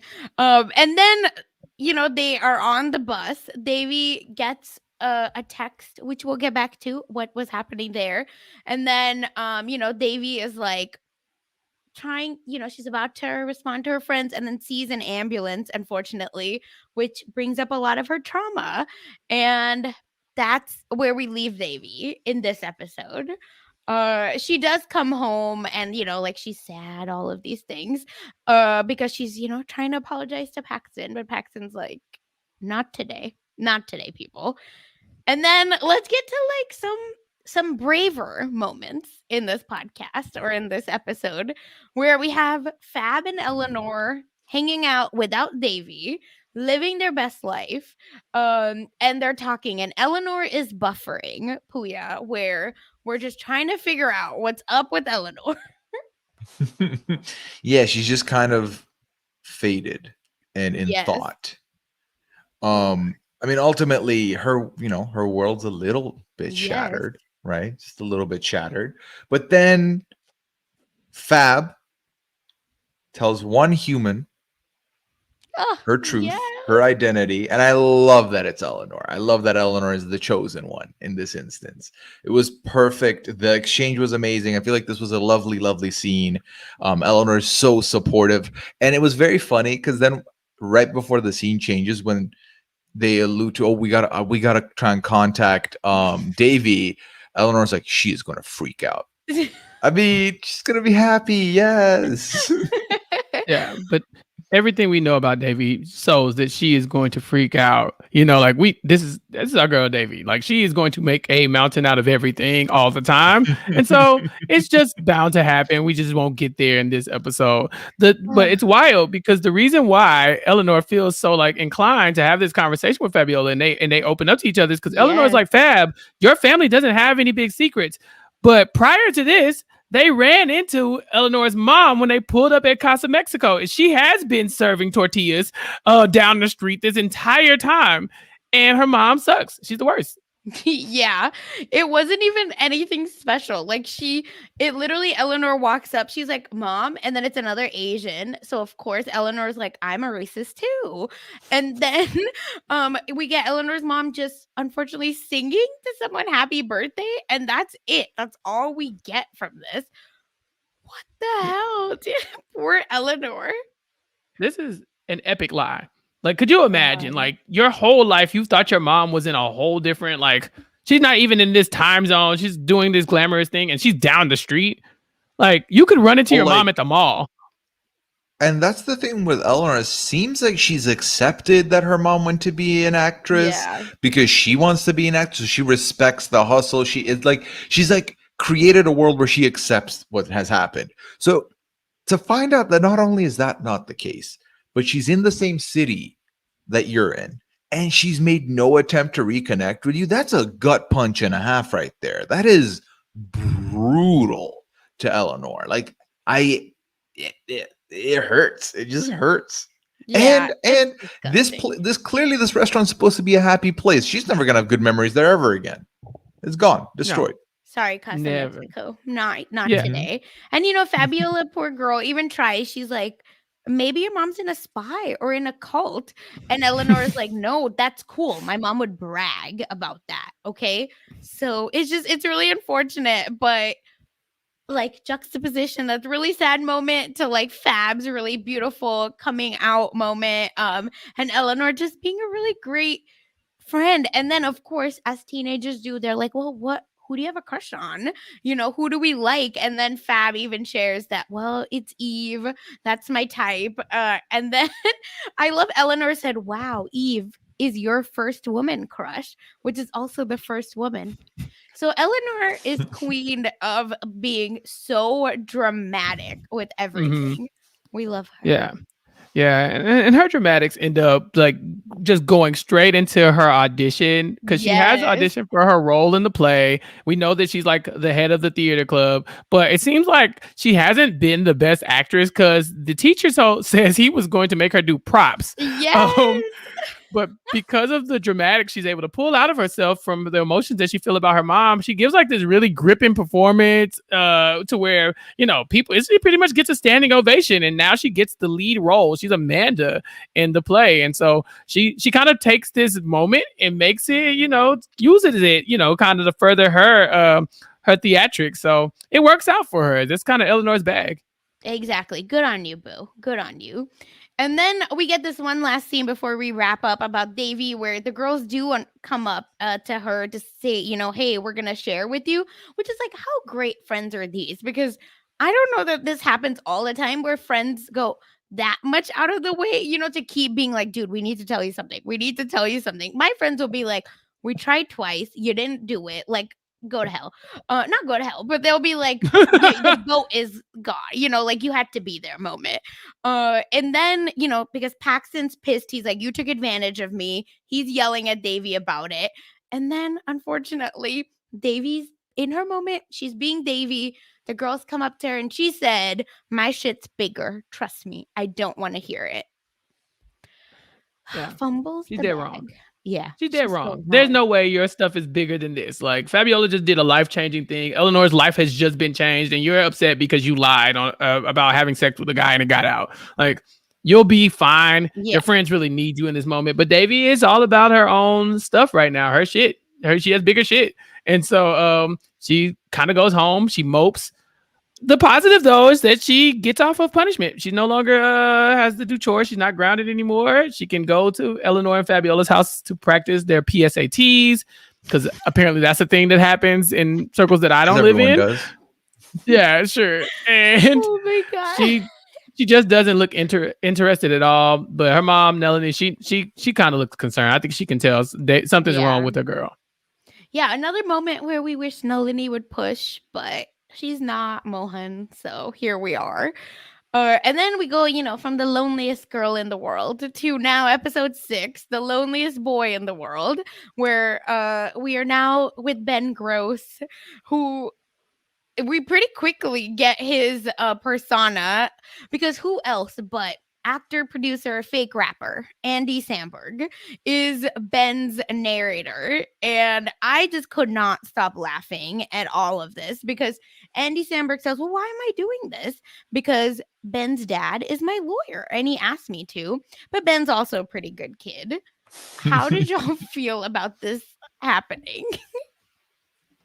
This feels like, yeah. What you Chappelle, think? what does it feel like? No, I what was does it gonna feel say like? this feels like we just needed a Jewish guy, like like Andy Samberg. We need a young looking Jewish guy. Like that's how it feels. It's like okay, cool. Because I don't think Andy Samberg himself brings anything to the narration. No. Like John McEnroe he is a star in his own right as a narrator, but he's just kind of like, no, we needed a Jewish voice here, and here I am. I'm the Jewish guy. So that's how I felt. I just wish, like, if you're gonna use like stunt casting or something like that, give him some more content. Make him rap or something. Give him something that Andy Samberg's known for doing.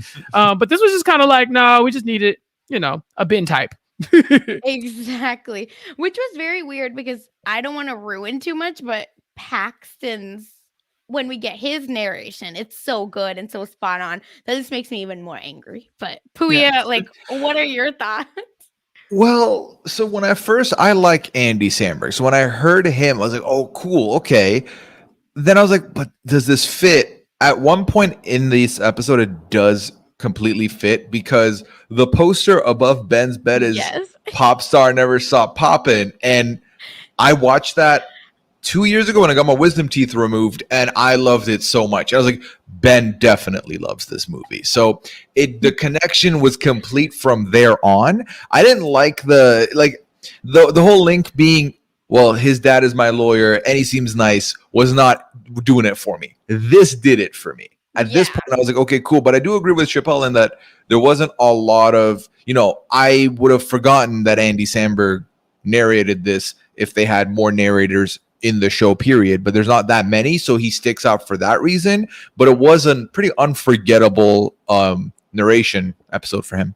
Yeah. I just feel like they missed the ball, or make like better jokes about Pop Star, or about how Andy Samberg's lonely, right? Because the whole reason McEnroe is here is because he's angry, and that's the connection. And Davies like dad's whatever favorite tennis player, but like that's it. So like give us some more connection than like my dad's a lawyer. And this is what I know I've talked about it a lot, but like I'm tired of these like Jewish stereotypes, right? And like, oh, Ben's dad, of course, is an absent lawyer, right? Like, what are the odds that he's also a Jewish dude that's a lawyer in LA? And they're really rich. Like, we get it. And then you get the only other cool white Jewish guy. Like, come on, at least do Adam Sandler if you're gonna do anyone that's like a Jewish white dude. Like Adam Sandler would have been hilarious. Or I'm trying to think of like Ben Stiller. Was Ben? I don't know if Arthur Stiller was alive, but like that would be funny. Or I know he's passed away now, but or Seinfeld, Jerry Seinfeld. Like, if we're gonna go funny Jewish, let's go old Jewish. Let's get a Larry David who's curmudgeon-y, who like right? Exactly. So here I go naming all white Jewish men that I know, but like it's fine. It makes sense. What you're saying makes exact sense. I think the only really connection here is that like he's the loneliest guy in the world, and Andy Samberg is from the Lonely Island. So maybe that's like okay, pay attention, they got you. But aside from that, it's fine. Let's pretend, right? Let's pretend for exercise sake that there was going to be a narrator doing an episode on each of us. Who would be your perfect pick to narrate your episode? Michael Cera from Superbad. Oh my God. When I was in college, people used to like, there was a thing, people would be like, oh my God, you're like the guy from Juno. I was like, Michael Cera? Like, yes, like, but like black. I was like, what? I think I give like awkward vibes when people don't, because I'm very standoffish when I don't know people. But you give me like 3 seconds and then I'm like this very extroverted person. But it takes me a second to kind of feel it out. And I'm very much like just kind of talk. I guess we talk in the same pattern when I'm uncomfortable. And it got to the point where I came home and told my mom about it. I was like, hey, my mom, they think I look like this guy. Like they think I look like him. Like we have the same mannerisms. And she saw it and she's like, oh yeah, that's you. Yeah, that's definitely you. I was like, oh gosh. So this answer is already there. I am Michael Cera. He is me, at least until I turn up. And then I'm Chappelle. But, there's a Michael Cera in me, I guess. Yeah, I think for me, it would have to be the Bollywood actor Shah Rukh Khan. That's who I would like at least. Like he's the king of Bollywood, king of romance. I'm obsessed with him. Like too much. Like he's very good looking to me. He's my mom's age, but I might convert to Islam if he would want to marry me. Like that's how obsessed I am with him. So you mentioned, like, I don't want to like talk about other That's podcasts, but fine. you Yes. mentioned you pitched the Robin Akiva go to Bollywood for an episode, and you were like, yeah, so I would probably pick movies from this one actor who's like pretty much the main. And I was like, is she talking about Shah Rukh Khan or I mean, Amitabh everyone Bachchan? knows Who? that. Which one is Come it? on, people. Which one? I mean, Yes. listen, I got the reveal right here, right now. That's a good pick, though. I like that. But I don't know. Maybe it's because I've met Chappelle differently that I never Oh would yeah, have what put would you? Michael Cera. Yeah, Yeah. we Listen, should I pick for each mean, other. I would want to pick someone brown, and I'm like, okay, so let me look at the one page of actors I can name off who I can think of that I'd be like, okay, this is my pick. But I want someone British. I want a little bit of like, so Ooh. give me Naveen Andrews. He played Saeed Oh, in Lost, right? And I'd be like, I haven't seen him in many things. I want him in here. I want him to narrate my life. I don't know if we have much of a link to each other, but it'd be fun. I like it. Bride and Prejudice. If anyone watched that movie, he's in there too. But Oh, oh he's my in god, Sense8. I know him. yes. Yeah, He's in he's a looker Sensei, for yeah. you. You could Mhm. do worse. Yeah, this is good. I like Yeah. this. My favorite scene that I don't know. Okay, so Kumail Nanjiani. Okay, I've not watched his movie The Big Sick yet, but the scene of him ordering a cheeseburger with 4 slices of cheese has been all over my TikTok for the past year, and I watch the full clip every time. I love that scene so much. So he'd be my honorable mention right there. Yeah, Cardi B is my honorable mention. See, Ooh. Yeah. I need a sexy honorable mention because y'all Yes. got some lookers, and I got like Michael Oh, Cera, yeah. which really is you're right. It's quite on brand for me, honestly. But yeah, that's an interest. I like that. I'd have to really think about it, but I have to go with that. If you ever get curious, just search my Twitter name and the words Michael Cera are super bad, and you'll see my ridiculous friends popping up. Don't worry. Oh my Um, god. but yeah, so the narrator is a big part of this story Yes. because like he's just kind of telling Ben's story. Ultimately, Ben's story is just that he's lonely. Like his Yeah. family is rich and busy, and his mom is busy. She's off to retreats doing things for herself. His dad is working all the time, and so he's just in this big ass house by himself, achieving for almost nobody. Like he's trying to get someone's attention by being the best, and nobody cares. He's even playing basketball by himself. He's on message boards about Rick and Morty, trying to make friends. He's just a lonely guy, and we see that throughout the entire episode as he just keeps running into the wall wherever he thinks he's about to hang out with somebody or have quality time with his dad or his girlfriend. It just keeps getting snatched away from him. They just don't have time for our guy Ben. No, poor Ben. This is why I can't hate him. Ugh, because like it's so sad to live the sad life. The rich, poor little rich girl is a thing, right? That's Ben. But Chappelle pretty much talked about everything, but I just want to talk about him and Shira because Okay. how annoying are they, right? Because Ben has 2 ride or dies, but unfortunately they end up going to 2 different high schools. That's why we never see Ben with any friends. And then so now Shira's friends has become his friends, but they all suck. And they literally, are pretty vapid, and they talk a lot about, well, I don't like that people say curvy is beautiful because as a size 0 and 00, it leaves me out and it's an attack on me. And then Ben is like, well, let's go to the game, Shira. That'll help you get your IG game up. And she said, nope, I got brow sculpting to do, people. Sorry about it. So Ben now, like, this is like to me the bigger plot where like Ben goes to basketball because Ben is like, well, I have 2 courtside tickets and you can sit next to Billy Crystal, but it's not the Lakers, y'all. So what does it matter?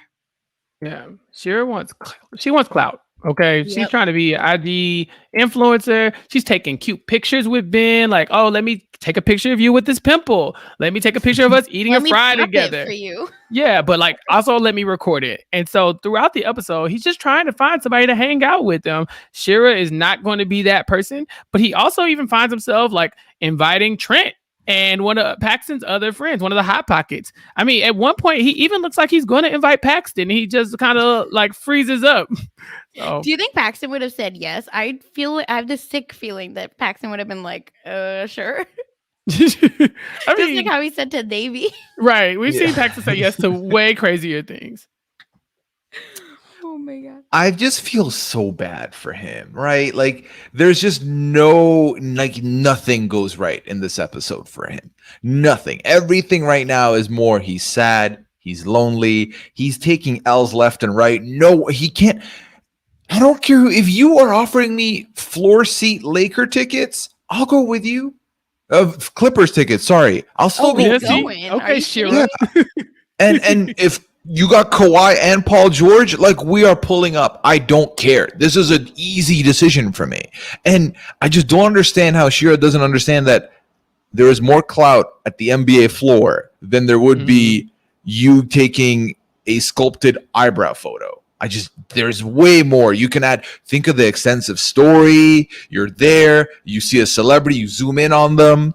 Ooh, a big dunk. Oh my God. Like, come on. There's so much. Maybe you get selected to do the half court shot and you win something. Like, there's just way more perks. And obviously you're also with your boyfriend, which is a nice perk to have. We know. Oh no, definitely not. They're not even together. Also, I've been a little quiet because I took Chappell's advice and I looked up his Twitter handle on Michael Cera. Please.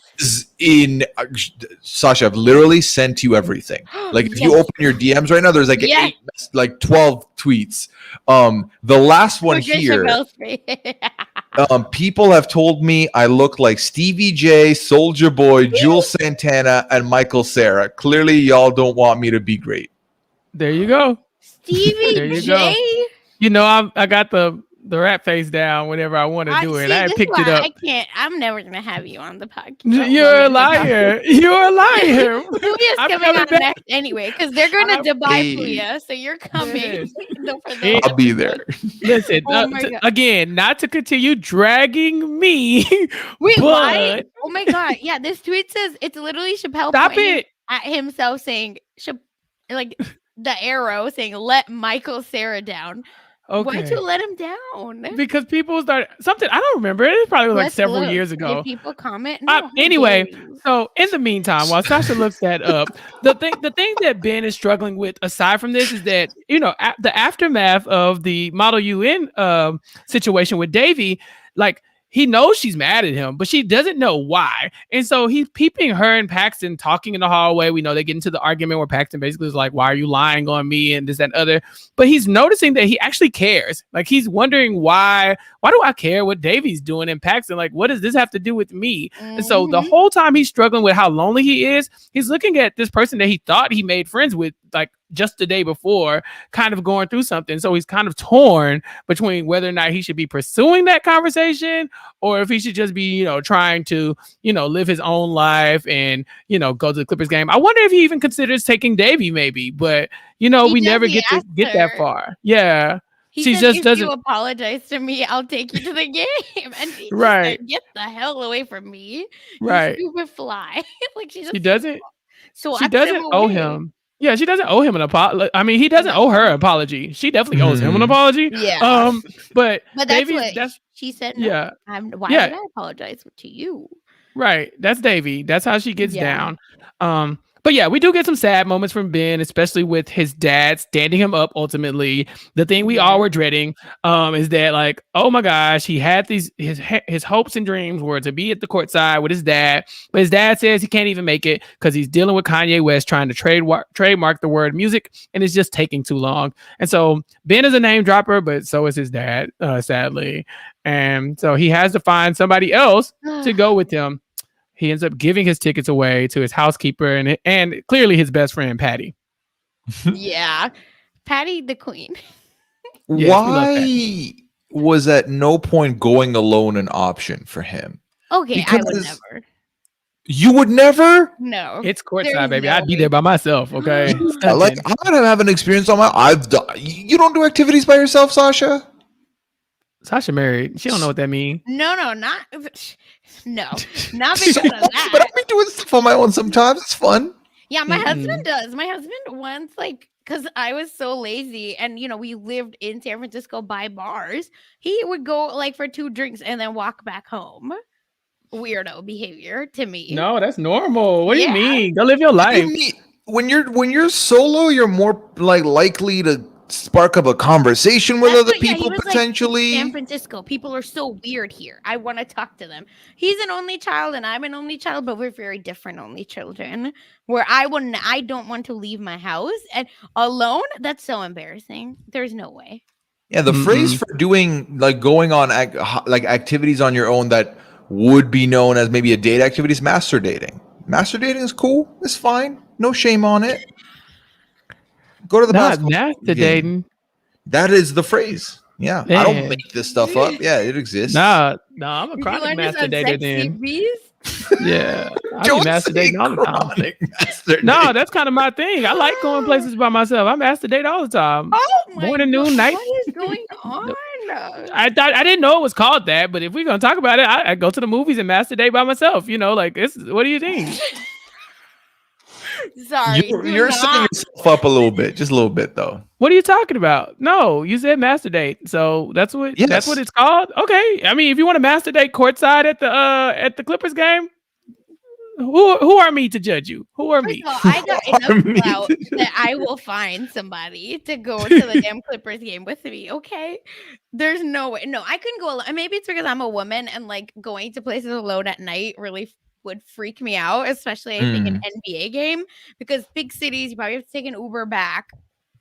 That's stressful. I couldn't do it. Yeah, no way. Well, look, our queen Patty, Ben's best friend and housekeeper, she has no issue with this. She's like, listen, I'm gonna go and I'm going to do this, but she loves Ben so much that she says I will dive in front of a t-shirt cannon just to get you a souvenir, because she's gonna sit next to Billy Crystal and she's gonna have a good time. Ben might not be able to master date, but Patty has no issue with that. No, Patty goes with her sons. Patty does not go alone. See? Oh yeah, she took a +1. But her +1 is really Billy Crystal. Let's be very clear. Yes, she was trying to get to Billy. Him frozen grapes, y'all, and that's why she goes viral.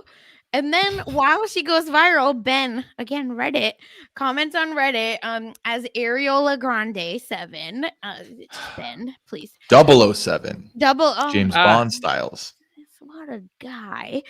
This is where you're like, I was so close to feeling bad for you. Then you do shit like this. But anyway, he's whatever. He's on Reddit and he's like, this is my, I know her. And then Rick and Morty 69 goes, oh, you're in LA? I'm watching the game. Let's meet up. What are you doing, Ben? What are you doing? Stupid. Ben thought he was about to make a friend. He thought, we're talking about cartoons. We're talking about basketball. We obviously have something in common. We're about to meet in public. This will be fine. It's a pizza place. Nothing will harm me here because these are my people. They like Rick and Morty. They like basketball. These are my people. I do not recommend Pickle Rick 69. Pickle Rick 69. Yuck.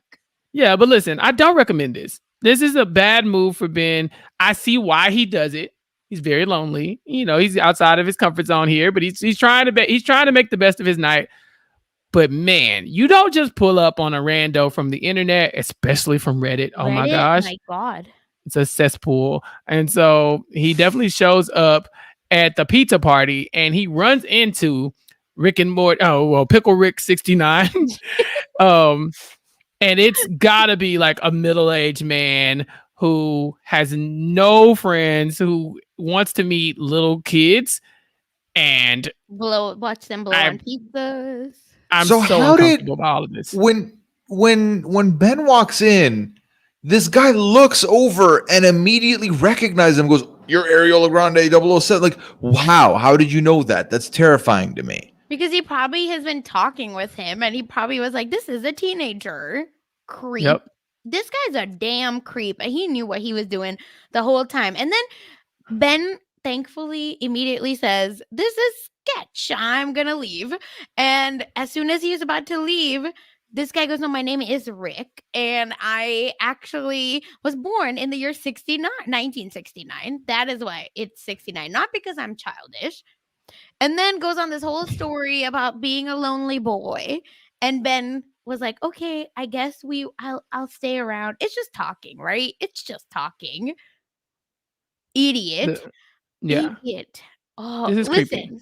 If you're a teenager or if you're any person, if you're a human being, don't meet strangers on the internet that you have not video chatted with. At least, no, you know what? No, even then, No. know their life, know their social security number or something. If you're gonna Take meet backup. them, Yeah, and take backup. don't go alone.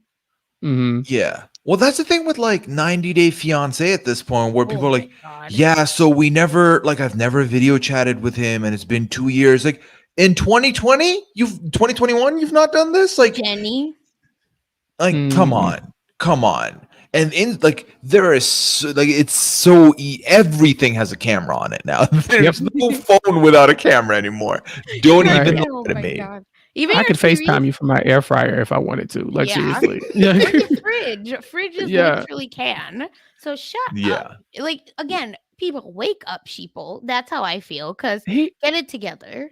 He's a kid, and he's just dying for companionship. And so this 51-year-old man is just going to have to do until he just peeps how creepy he is. I mean, the guy is watching Ben blow on the pizza and then also instructing him like, oh, yeah, that's it. Blow harder, slower, slow down. Like, that is the creepiest thing in the world. And disgusting. It's just so bad. So Ben finally gets up and just leaves. Like, he should have been left, but I'm so glad he got there before it got worse, because this could have been really, really bad. God, but thankfully Ben saves himself. He's fine. That guy is a loser and sits there and eats his pizza all by himself. Like I said, maybe as a teenager, did I go on some of those stupid chat rooms that I shouldn't have? Yes. Did it ever go past that? Absolutely the hell not. Don't be dumb, people. Which chat rooms were y'all on? I don't remember the names, but I should not have been in them. I need to know. I was like, Yahoo, AOL, Yahoo Messenger, Team Chat. Yeah, because all my Indian friends were like, even though I moved here, but all my Indian friends were like, Yahoo, let's talk on Yahoo. All the Iranians were there. All the Persians were on Yahoo. I was like, MSN Messenger? No, Yahoo. No, okay, I guess I'll make one. It's fine, cool. I didn't like it. But I was there for them, and then I found the chat rooms. I was like, let me just see if there's other people on here. Reckless. No conversation stuck to me, but I remember at the time it was like fun. I'm like, ooh, you never know who you're gonna talk to. But like, that's like, because then after that, the next evolution of that was like Omegle and stuff, and I was like, I am out. This is not happening. Have any of you been on it, even for the memes? First year of uni, a bunch of us were just sitting on a computer. And listen, it's pretty much dicks. Like, that's what I'm saying. It's a dick slideshow.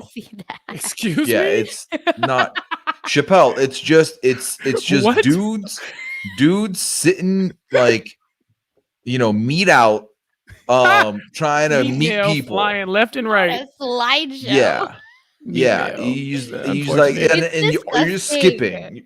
You're just skipping until you meet someone who's just sitting there, and then they don't know how to hold a conversation. It's never worth it. Don't go. I don't understand. What is this app? Try it so you don't have to do it. It's a website.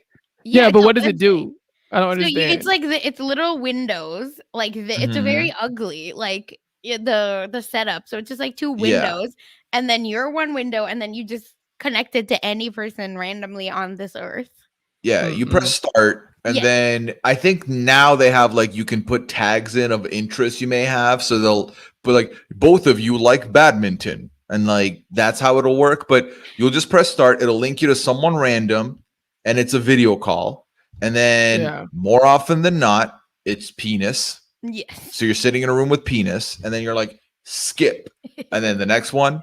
Probably penis. Then eventually you'll see someone, but then like, is the conversation going to be worth what you just went through to get there? Probably not. So no, do not Omegle. Anyway, I've never been, but like YouTubers I watch, like do I've it, watched and then a it's lot of them. yeah, and it's literally just blurred screens for like a minute, and you're like, why do you do this? Why do you want to subject yourself to this disgustingness? I don't need to give anybody an excuse to use a racial slur at me randomly Oh and just yeah, click that next. happens too. So Yeah. I have no business on there. No, because I already know I get called racial slurs enough on Twitter. So I am definitely not going to sign up for it in video format. No, thank you. Protect your peace. Protect your peace. But it's definitely better than still showing up at a random pizza place where someone can harm you. Yeah. But Ben has a hard day. But he does bounce back, or at least try to the next day. But it's one of those days where everything is just going wrong and nothing seems to cheer him up. He pulls the drawer out of his dresser. His girlfriend's ignoring him because she's so shallow. He gets hundreds in his assignments, and that's not even working. Like, even achievement isn't making him smile. The only thing that seems to get his attention is that Trent just walks up to him and slaps him on the face, like full palm, back, just bow in the face, because of the huge zit that's been on his face for a few days. Trent says he thought it was a roach. What? Trent is so, like, I don't want to drag Trent because, like, I think I would have unfortunately or fortunately been friends with Trent because he's so silly. But, like, what a guy, dude. Like, he has zero self-awareness about anything in this whole world. It's a mess. And then I love that we get to Dr. Vishwa Kumar's office, of course, because everyone only has one dermatologist. And, he's gotten hundreds, obviously, but doesn't help. So we're now at the office where he says maybe it's an ingrown hair that didn't, work out well. And she said, no, there's no hair, Ben. It's a pimple. It's a pimple. Yeah. Oh, I don't get pimples like that, so I don't understand that struggle, but it must be hard. It is. I did have them, but luckily they were underneath my beard, so no one saw them. I was very lucky. We like that. Very lucky. Yeah. I usually get one here, and that's it. It's like a weird. So I was like, whatever, who cares? Thank God for makeup, but never anything worse than that. No, and this pimple on Ben's face is so huge that Dr. Vishwa Kumar is just like, listen, I'm going to give you a shot. Like, we're going to do the needle. Yeah. I've never knew that's a thing that you would do. Like, directly inject the needle into the pimple was wild to me. Yeah. Cortisone shot, right? The pus. Oh, gross. Okay, let's not. This is not Dr. Pimple Popper, so no. Yeah. No. But yeah, she's very much Dr. Pimple Popper. And then we don't know if it's the pain of the needle or what, but Nalini says, you're a great guy. I've heard about you. You push Devi. She talks about you when we have dinner all the time at night. And Ben loses it. He's like, you have dinner together? Well, what do you mean? We're a family. Of course we have dinner together. Triggered. He's triggered. He's a puddle. He's a literal puddle. This poor child. I relate to this moment a lot because I'm one of those people, like, you rarely catch me sad, and even when I'm sad, I'm making jokes about it. Like, Ben is not like me in that Ben is kind of like trying to ignore it, whereas I will, like, very obviously be like trying to overcompensate by being funny. Ben is kind of just like, oh, it's fine. He's trying to not acknowledge it, whereas I'm like, oh yeah, I'm really sad, but some random joke will come out and then everybody will start laughing and trying to get the attention off of me. But it happens to me every now and then where somebody will just say something that just hits you right in the heart, and you just can't control it, and your face is getting hot, and you're just like, don't look at me because I have to let these tears out. And I feel for him in this moment because I've been there. Yeah. I'm a Cancer. I have a lot of feelings. I usually try to not bring them out, but when they do, don't watch Grey's Anatomy. That's why I watch Grey's Anatomy alone, rather, I should say. Because that's a sick show. Something happens, everyone. Shonda Rhimes owes me money. Okay, just to say that. Puya, you ever had a moment like this? But Puya, you're a little bit more in touch with your feelings than I am. Now, I would say you are a whole individual. I'm all feelings, dude. I'm all feelings. Right. I feel first and speak second is how I operate. No, I really, it's weird because I didn't relate to Ben in this instance because I'm more in the Davy camp of I've had, every like Yeah. all the lunches. Like lunch didn't happen until Yes. me and my sister came home from school. But in this moment, I felt sad because I was like all those lunches where I quickly ate and then left to my room and didn't sit and spend time with my parents, who are like, now I live in a different continent from them. So then I'm like, why are you self-imposing sadness to yourself? Just watch the damn show. But I can't help myself. I'm like, I should have stayed at the dinner table. I'm like feeling that way about it. No, that's exactly. I remember all the times I was like, I'm too busy to talk, Mom, or why do you call me so much? And now I'm like, oh, I wish you would live and move in with me. So Right. Which it's I weird. feel the same, but then after 2 weeks she's here. I'm like, so when are you leaving? Yeah. Can you please go? I mean, do we fight when she's here? 100%. Am I grateful that my stepdad is also here and so is my husband? Yes, because literally my mom and I once fought because I told her, get out of here, as in like, oh, you're so funny, get out of here. She said, I will never come to your house ever again. You said get out of here. Oh no. And then the real feelings will come out after that. Oh, it's bad. So yeah, but I'm just like, oh, I wish my mom would move in with me. And then I remember in college when my mom cut off my phone because I didn't call enough, and I just couldn't make any phone calls because she Sasha. said, if you ain't calling me, who you calling? So Oh, you think I didn't live that life too, Sasha? Oh, it was- what? My phone was off fresh sophomore year. yes, So I was at the tender age of 19, going on 20 without a cell phone, and I was just like, okay. I think that was still around the time where you could survive without a cell phone. Now Yeah. today, you would not even take your cell phone from someone because you're like, okay, I need to make sure that you're alive. But my mom was trying to prove a point. Like, you've been in that school, you've calling everybody but me, so Yep. see what you do without the phone. But my solution to this, and I'm so sad that she's going to listen to this, because I was like, okay, fine. And so I did not call because I didn't have a phone. So for a month, there was radio silence between me and my mom. And so eventually I think she my phone was back on and just like randomly text me like after a month, like, call me. So I called her and she's like, where have you been? Why haven't you called? And I was like, I guess we have to have this fight now. And I think the words just came out because it had been a month. I was just like, you expect me to use someone else's phone to call you and you won't even let me use mine? Why should I inconvenience someone else's mom? And she was just stunned. I was like, you didn't think this one through, did you? Like, and that was a big old fight. You could only call her. It became a walkie-talkie because it was like, you can call anyone on the plan and that is it. Wow. I wish. No, Yeah. I didn't get even that. But like I said, that was the fight we had to have. Yep, But after that, agree. I knew she would never have another thing that I owned in her name. I was like, I will pay for it. I don't care if I have to work 3 jobs. I was like, I don't care, because I just can't have this. I just needed complete control at that point, and it just never changed. That was the moment where I was like, you know what? You're an adult. You're 19, but that can't happen again. You embarrassed yourself in front of your friends.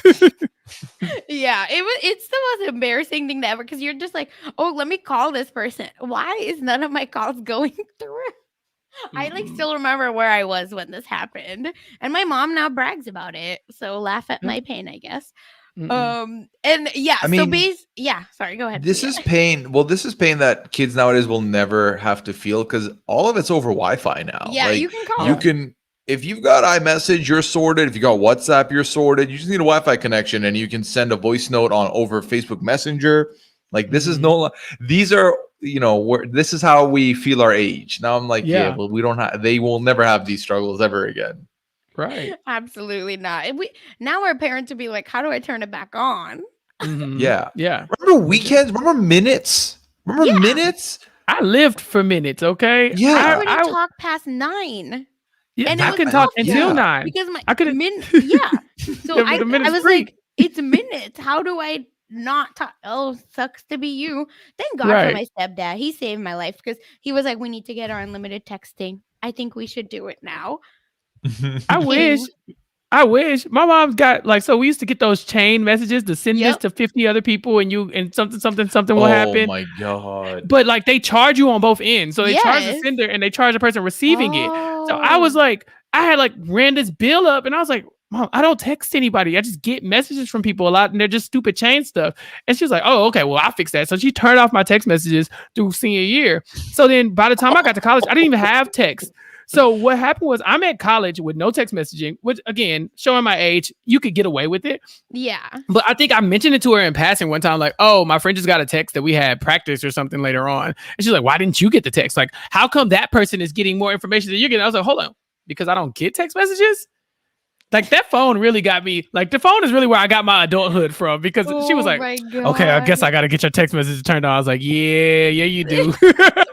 Oh my God. No, my stepdad, to this day, he like jokes about it because he used to drop me off at the movies and I had gotten smart by this time. So I would ask my date to meet me inside. I was like, don't be meeting me outside. Don't be stupid. So my stepdad would wait around and he just thought that I was a good kid and I was not doing anything bad, but it was more that I had just, evolved into better. So now he'll like laugh about it and be like, "Oh my God, I thought I was helping you."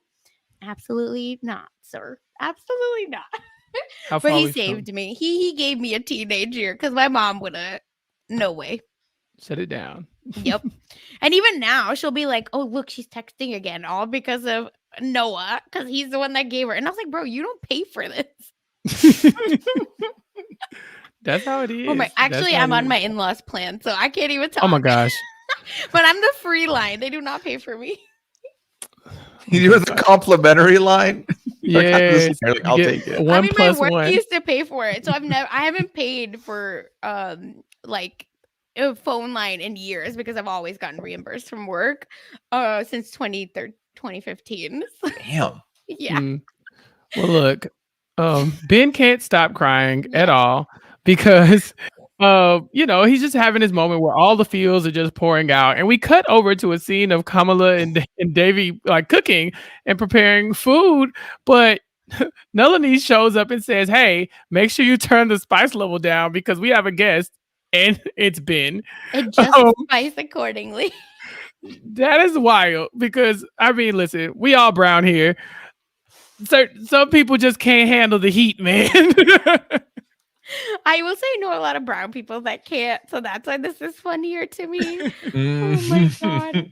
I'm the opposite. Yeah, I do the cooking in this house, and man, the cayenne pepper just sits there gathering dust. I can't add it. Wow. I can't add it because Liana can't hack it. Yeah, it's just sad. But oh my God, she's been trying. She's been trying to like adapt and like build it up. But I watch the struggle in her eyes when she does it, and I know she's doing it for me, and I feel bad. I'm like, you don't have to do this. It's fine.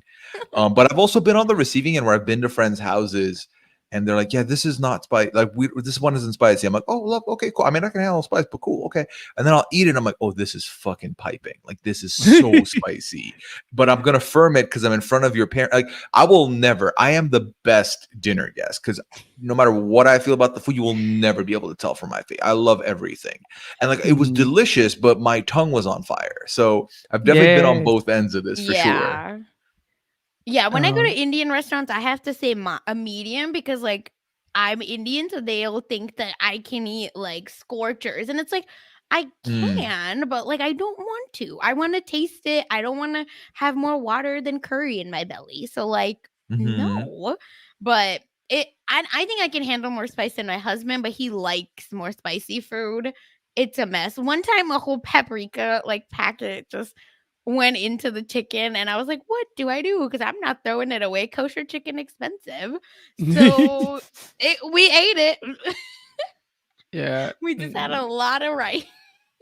I drag all my friends and family to the Indian restaurant here in town. Like it's like a Pakistani Indian like fusion restaurant or something like that. And I'm like biryani and samosas to like all over the table. Like, and I'm just like, and they're like spicy, and they're like, "Oh, what's your like spice level?" I'm like medium, like I ain't crazy. But I look across the table, and one of my little cousins is just like crying, like tears just flowing from. I was like, "Are you okay?" And it's just like, kid, like grow up, man. Like I'm like, bro, we came here to get this spice, but nobody wants to come with me. I only have one cousin who will go with me to get the Indian food, and I'm going every time. Like every single time. Yeah, my stepdad can't handle spice. Like literally, like he will like we need to wash the chicken off for him. But we had him go to the doctor because we were like, this is like weird. You can't eat with us. Like something's wrong. And then turned out he did have like an extra like something on his tongue, which causes where he'll like start sweating, and you're like, no. dude, like, and we're over here being like, it's chicken breast, it's mild. What's the issue? And this poor man. And he loves food. So I feel bad for people that can't handle spice. Like, I think about you in my prayers. Just like Ben, because he couldn't handle it when he was eating. And it's dosa, which I also don't understand why it's spicy. My in-laws, obviously, their stomach. They cook that all the time. And they eat very spicy food. But dosas and the filling is not supposed to be spicy. And neither is the sambar, like the dip. But here we are for the show. And then everyone while Ben is standing there, Devi's very pissed off that her nemesis is in the house, and they start dragging Ben and no one can hear. Allegedly, Nalini and Devi think no one can hear them, but apparently they just got the vents cleaned, so they can now hear that. Then Nalini saying he's very sad. He has no family or friends. And then one of the nastiest pimples I've ever seen. He needs to be home. It's okay. See, here's the thing. I don't think they even care that Ben can hear them, because we know that Nalini and we know that Devi, when the tempers get going, they just start yelling. And so like, I've been in those situations where I've been at a friend's house or something, or like in the car with them, like getting a ride home, and they've done something wrong, and I'm in a backseat just kind of sitting there with my eyes big as they're getting like chewed out. And it's just like, it's so awkward. But it's got to be even more awkward for Ben here, because he is the topic of conversation. And Davy's just like, I hate him. He's my nemesis. He's a narc. Like, it's so bad all around. God. Why can't you be friends with him? No one would sell him drugs because he's a narc. Davy's like, he's the worst. It's like, no. Oh my God. Nalini's like, yeah, he's a nerd. Be his friend. Oh my God. So embarrassing. Kamala's like doing everything to distract him. She's throwing the pan on the floor. She's like, how's the weather? What are your hobbies? And Ben is just like, he just wants to crumble into a ball. This poor kid. And then the most here. Yeah. Oh my God. I was the kid that would get chewed out because my mom gave 0 Fs. So I've definitely gotten yelled at in front of my friends, like all that. Thankfully, we spoke different languages, so they didn't know what I was saying. But like, yeah, I'd have to be like, Mom, my friends are downstairs. And what? This is my house. Well, the thing is, people always like, we would speak Farsi in front of other people that we wouldn't know, but they always assume we were fighting. Apparently, it always just sounds like, so whether it was pleasant or not, like, oh, was that bad? I was like, no, we were talking about how great it is that you're here. Like, that is not, there was no beef there at all. Yeah, and I want to say, I did not bring like white people over. That's why I thought it was funny, because I was like, I thought all of us are loud. But turns out our level, like decibel level, is much higher than normal people, because they're just people like, oh, your parents are fighting. And I was like, what? They're talking about what to bring y'all to eat. And it's just like, oh, okay. Like, no, it's embarrassing how loud we talk, but what can we do? It's 1 billion people. Got to get heard somehow, right? And then, Devi starts being fake nice, blah, blah, blah. And then Nalini says, listen, talk about cell phone, because if you want to be on the family plan, you got to be nicer to guests. There you go. Yeah. So they all start sharing one thing. And of course, Devi shares Chappell and my favorite thing, math. And the math problem, and we're just like, I don't know what she said. I don't know what she said. Literal she said gibberish. Sine, cosine theory. What? I don't know what that is. I don't speak that. Yeah, if someone like I was at gunpoint and they'd be like, translate what she said, I'd be like, just kill me. Yeah, I die. Life.